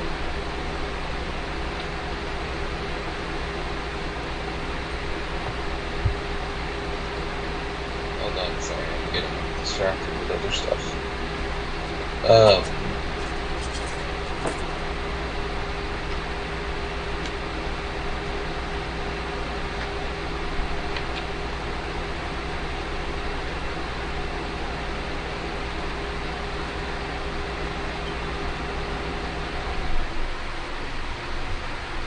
Okay, I would say we just jetpack. Okay. I'm okay with this. I just wanted to make sure that you make the best decision possible for you. I mean, it's 3D. It shouldn't be too difficult. It's just, I have had a very bad run of luck with my dice. I've noticed. That's why I'm saying, what do you want to do? Yeah, and if my dice are going to be bad to me, it doesn't matter what we're going to do. My dice are going to be bad to me. So, jetpacking seems the most obvious choice to get across really quickly.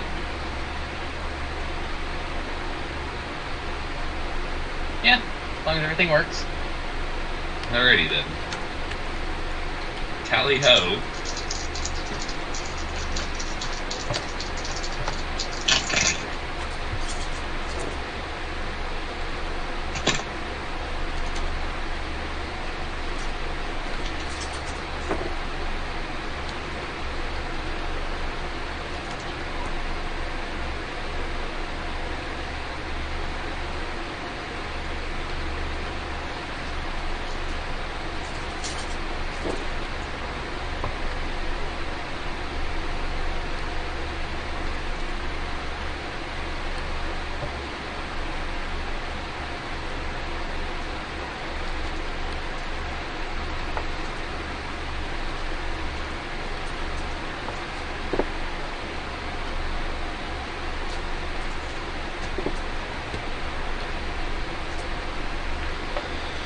Number 18, okay.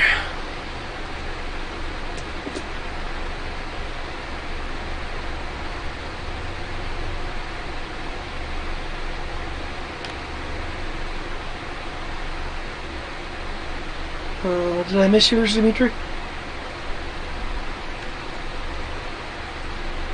No. I was being distracted. 40 plus 2, because power armor, let's go.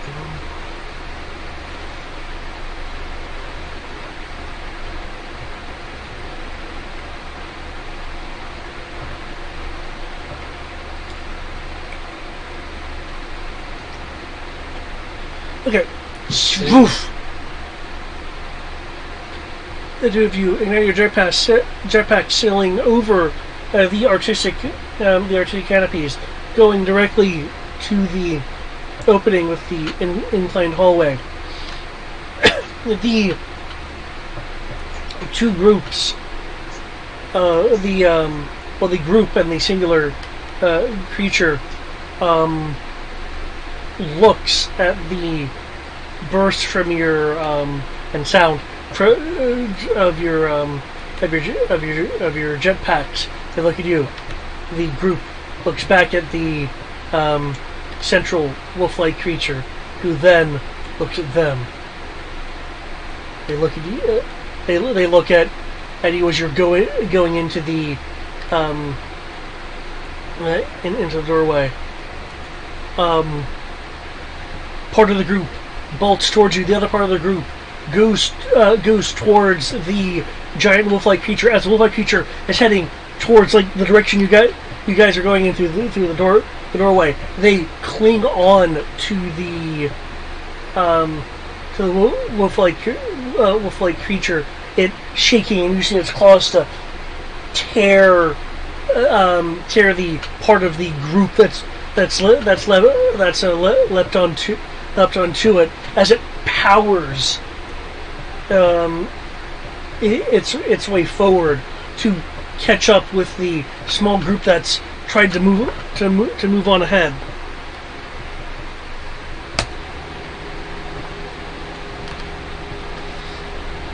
Okay. As the two of you, Dimitri and Hunter, are you jetpacking through the hallway, or do you just do it to get to the hallway? I say we do it to get to the hallway. Okay. In which case, unless you guys are going to do something different, I would need a running roll or some other locomotion roll to just book it through. Okay, running it is.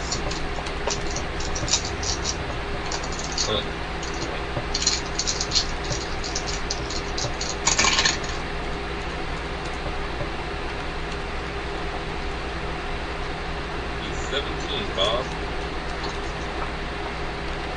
Okay.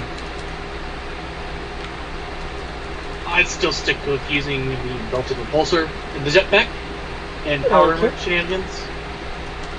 So it'd be a combination of mostly the jetpack boosting, the propulsor lift boosting, and running. So would it be running? Would it be?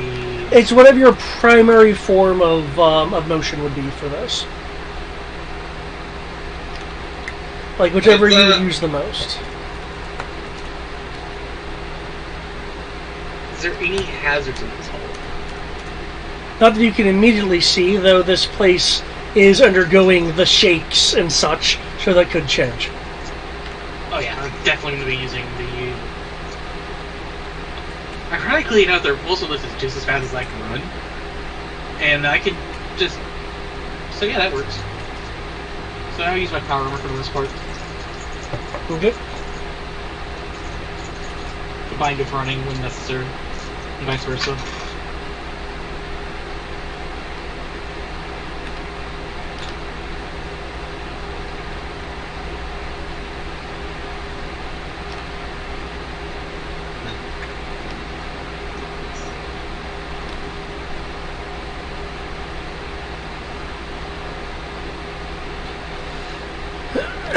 Okay. Repulsing or running, as the case may be. On the hallway. Xandor, you will see lots of motion behind you on your motion sensors. Dimitri, not only will your motion sensors like this, you will hear the scraping, ticking noises of claws against stonework behind you. For anyone who glances back, you'll see 6 of the multi-limbed claw creatures. 2 on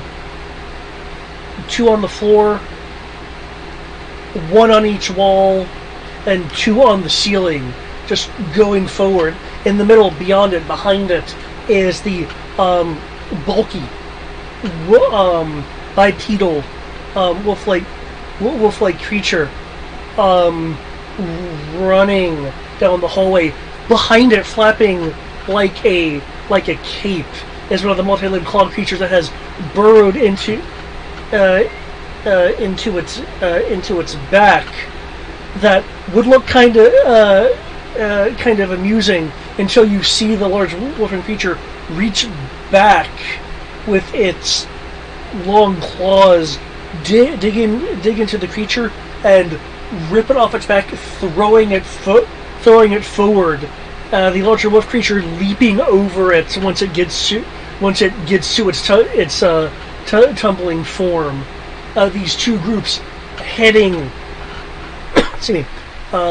heading towards you. As you're continuing to run, there'll be some shuddering around and some dust falling from the ceiling and rumbling off the walls. As suddenly a crystal branch of a formerly sculpted nice tree juts out of the right wall. It hits. You're able to pass it. Unfortunately, it hits the one of the 6 multi-limbed creatures and pins it to the opposite side of the wall, possibly even impaling it. The ones on the ceiling and ground sail through. The one on the opposite side of the wall shifts its trajectory slightly to avoid it. The large wolf-like creature just bursts through it, incidentally freeing the one that was pinned, though now it's injured on the ground, not having much energy left at the moment. But it's clear that that they are gaining ground. Up ahead, there is a glowing area of floor that hasn't quite melted or burst yet, as you are quickly approaching it. The multi-limbed creatures are, except for the one that was knocked to the ground earlier, are still gaining, being fueled by whatever it is in their bodies that makes them move so damn fast. Shortly, in a short span of distance behind them, is the large wolf creature. There seems to be a mixture of it going after you guys because you're moving and fleeing the larger creature behind it. The larger wolf creature behind them. Whatever the reason, they have power enough to gain, and it looks like shooting past Xandor, except the two on the ground leap at Xandor. The two from the ceiling and one on the sidewall overshoot you and leap towards Dimitri. I will need some form of defensive role. In the case of Dimitri, I imagine it would be your power suit, repulsor lift thing. In the case of you, Xandor, it would more likely be brawling, unless you have something you're using as a melee weapon. No. Brawling is strength, yeah. Yep. Yeah. You get plus 1d from Tandy, though. It would still be brawling for me. Power Armor is only for dodging, not for melee. Sadly. I thought a power armor was an omni skill. No. It covers just about everything. Everything except decking a person. That's still brawling, just like it is for the mecha in the Saturday game. If they're being launched at Okay, me, I thought you could use dodge. power armor for dodge. You can use it for the defense, but if you're actually decking a person, so yeah, if he's evading, it's power armor. If he's decking the person, it's brawling. Okay, gotcha. Yeah, so it would be me using brawling to defend myself. Yeah.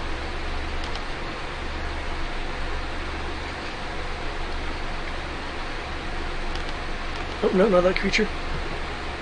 Never going in another temple again. Can't make me. It's just the Temple of Doom. 3 temples so far. Every time we went in, them turned up in flames and volcanic ash. Don't forget, I remember that when we first ran into Tal'Darim. I didn't think that was a temple so much as a... That was a mine, yeah. As a mine, yeah. There was a mine because literally as good old Commander was escaping it, he literally flies through an old city. Yep. Oh, that's right. It uncovered a city or something, yeah. But it was originally a mine. Yeah, well, essentially it connected to it, so Yeah. that's what Rory said. Yeah. Okay. Dimitri. While it is closer than you would like from the standpoint of like two of them able to like partially grapple you for a moment before you use your martial arts to dislodge them. One you're able to just completely like hit and knock away. It's the two that were on the ground. Sorry, it's two that was on the ceiling. That was more of the issue for you. They rolled an 18. Yeah, my brawling was a 44. Brawling was a 44? I was looking at the wrong number. Okay, then you were perfectly fine. As you can, like, somewhat counter-strike them to knock them to the side. Sorry, I was looking at the wrong number. Okay. Xandor, the multi-limbed claw creatures that were on the ground have leapt up, and they've kind of like tackled you to the to the ground. You're seeing the claws in the periphery of your eyes. Their weight on you, keeping you down. Though this lasts only for a few moments, as you are relieved of the situation. Though, not by Dimitri. As you see splattering of off-colored vital liquids from these creatures hit the floor next to you. As they're pulled off of you, they have such a grip on you that in fact whatever's pulling them pulls you to upwards, so where you can kind of awkwardly get your feet.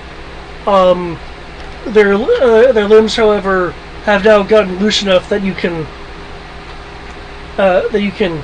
shift off of it. There is a shadow dwarfing yours, as behind you is the large wolf-like creature with one of these multi-limbed creatures in each hand being like held from the back. The large figure looking down at you, giving you a loud roar.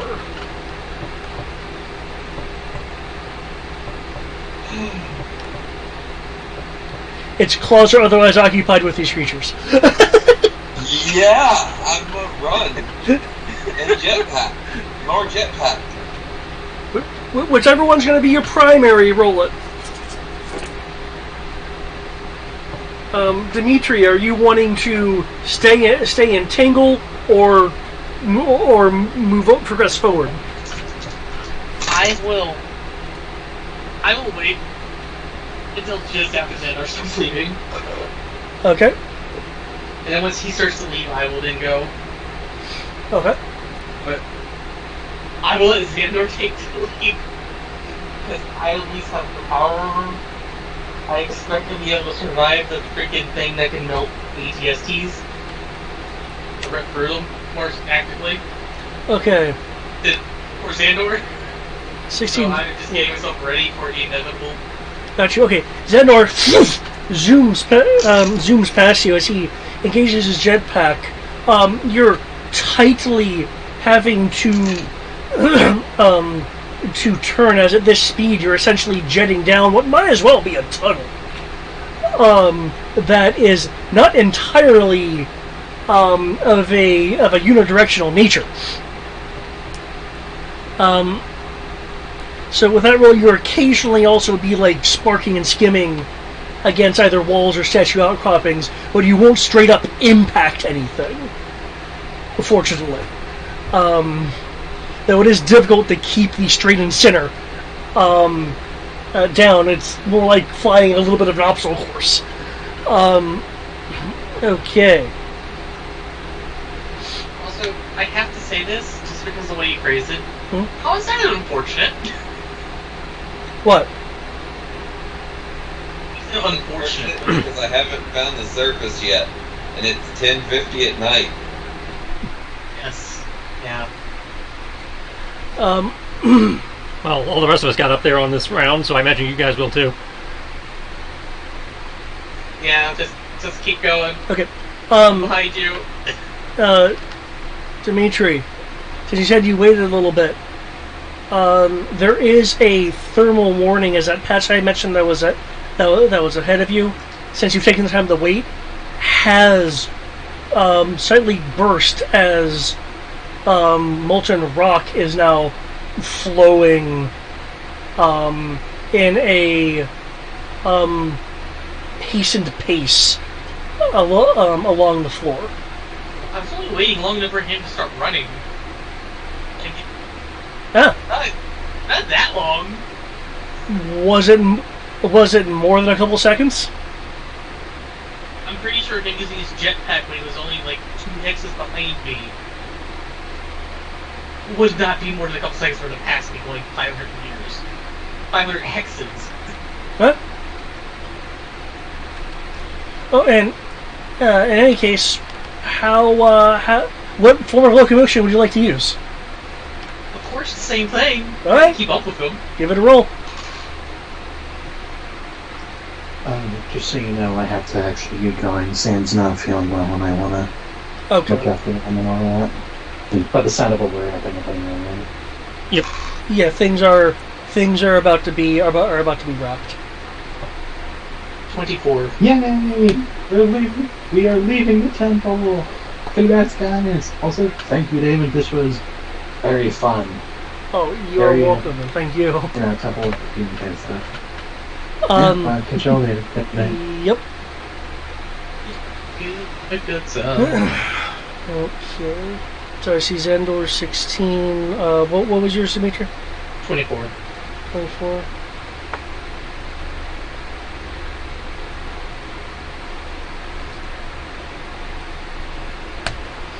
Okay. You're able to swiftly go on. The wolf-like creature does pursue. For it has to deal with the lava on the rock on the ground. It throws the multi-limbed creature's bodies on the ground, stepping on their bodies to shield it from the molten material. As it leaps off their forms to cover some distance before going into a mad dash.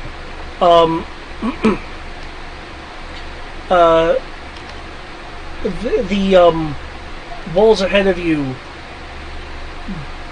burst as various pressures are released as you're now maneuvering through short ascending stairwells and then more of a curved incline.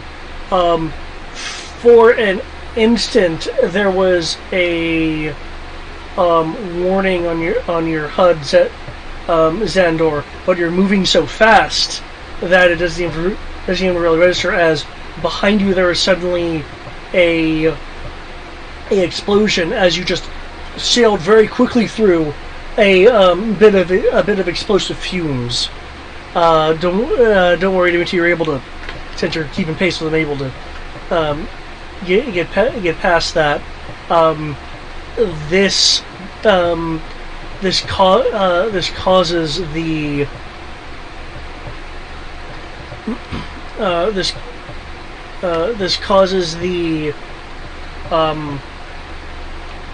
area you're in to begin buckling and collapsing. Would you like to maintain your current rolls, roll again, or roll something else that could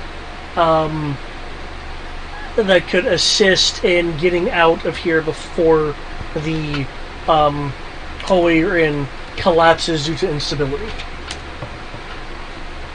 I think I'm okay with my roll. I have 24. Insane, because again, that was on 3d6. Okay. There's not a whole lot better I can do. Yeah, as you guys are continuing to rush forward, the large wolf-like creature behind you is shoving debris to the side, just barreling through it. Its form somewhat shaded by this cloud of dust that's kind of enveloped the area.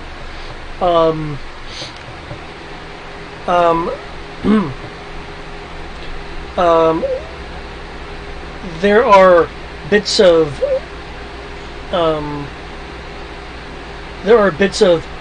heated ore and metal kind of spewing from the walls. Xandor, you feel some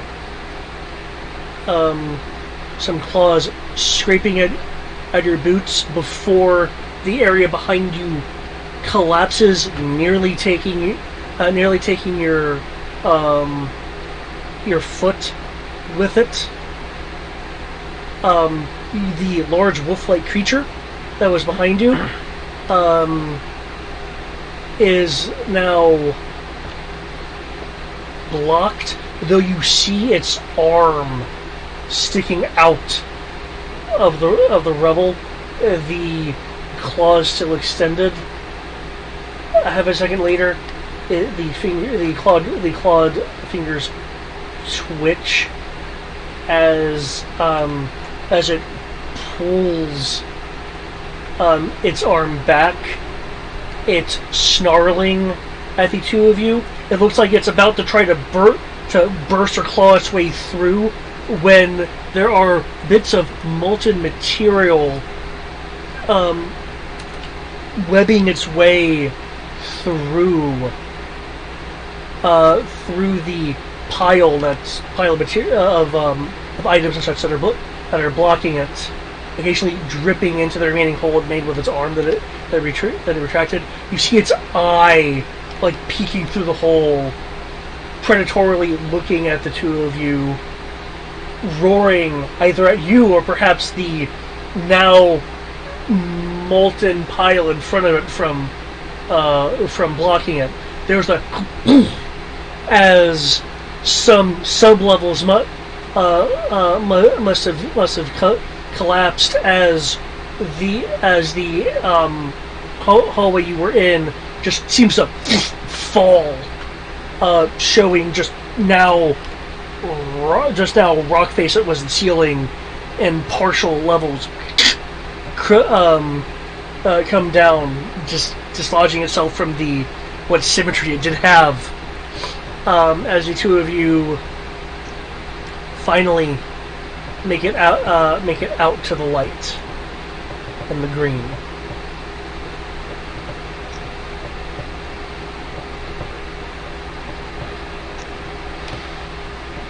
Oh, we'd survived. Oh. Barely. But we did. So let's go. Go for that thing. Get this way out.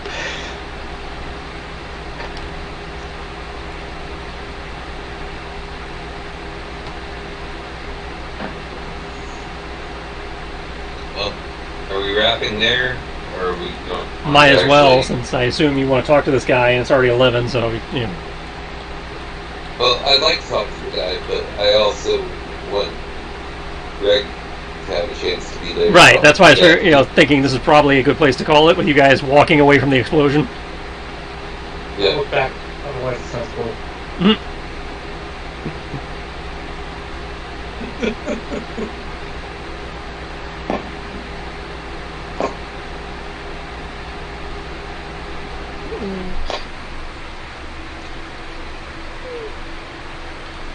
So where are we in this whole thing of fireball madness?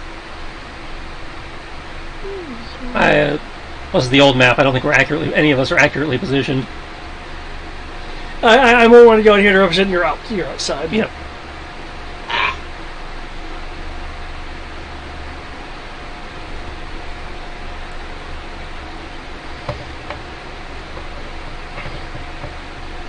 Okay. And given the time, that is where I will end it. 10 out of 10. Xanders, do not recommend this to both. Well, then you probably shouldn't recommend any of the temples, because pretty much all of them have had some kind of clusterfuck. This is the only one that did lava, but... I thought the one that was acting as a prison did not explode. No, but it had a full military force occupying it. That's true. Yeah, there has been no escape from the things that you want to do to us. I say all of them have been some kind of hassle.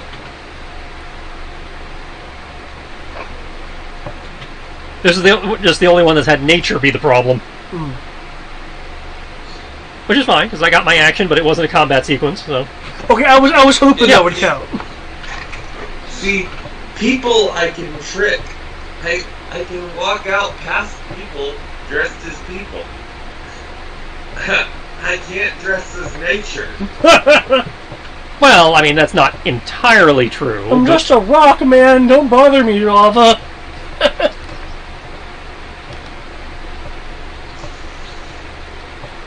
Yeah, I could have tried turning into a female one of those things that we just saw and walked past as a female. I don't think that would work for you. What was that? I don't think that's going to work the way you want it to. Well, it all depends on how he sells it. That's a good point, though. I'm sorry, boo.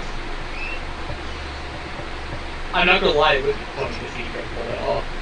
Yeah.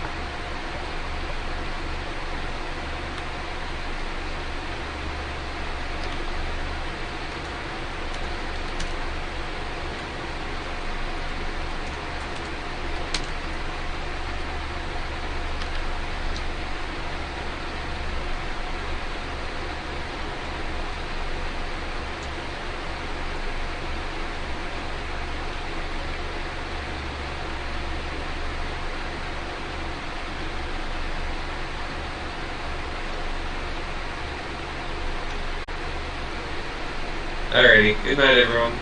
Yep. Good night. Good night.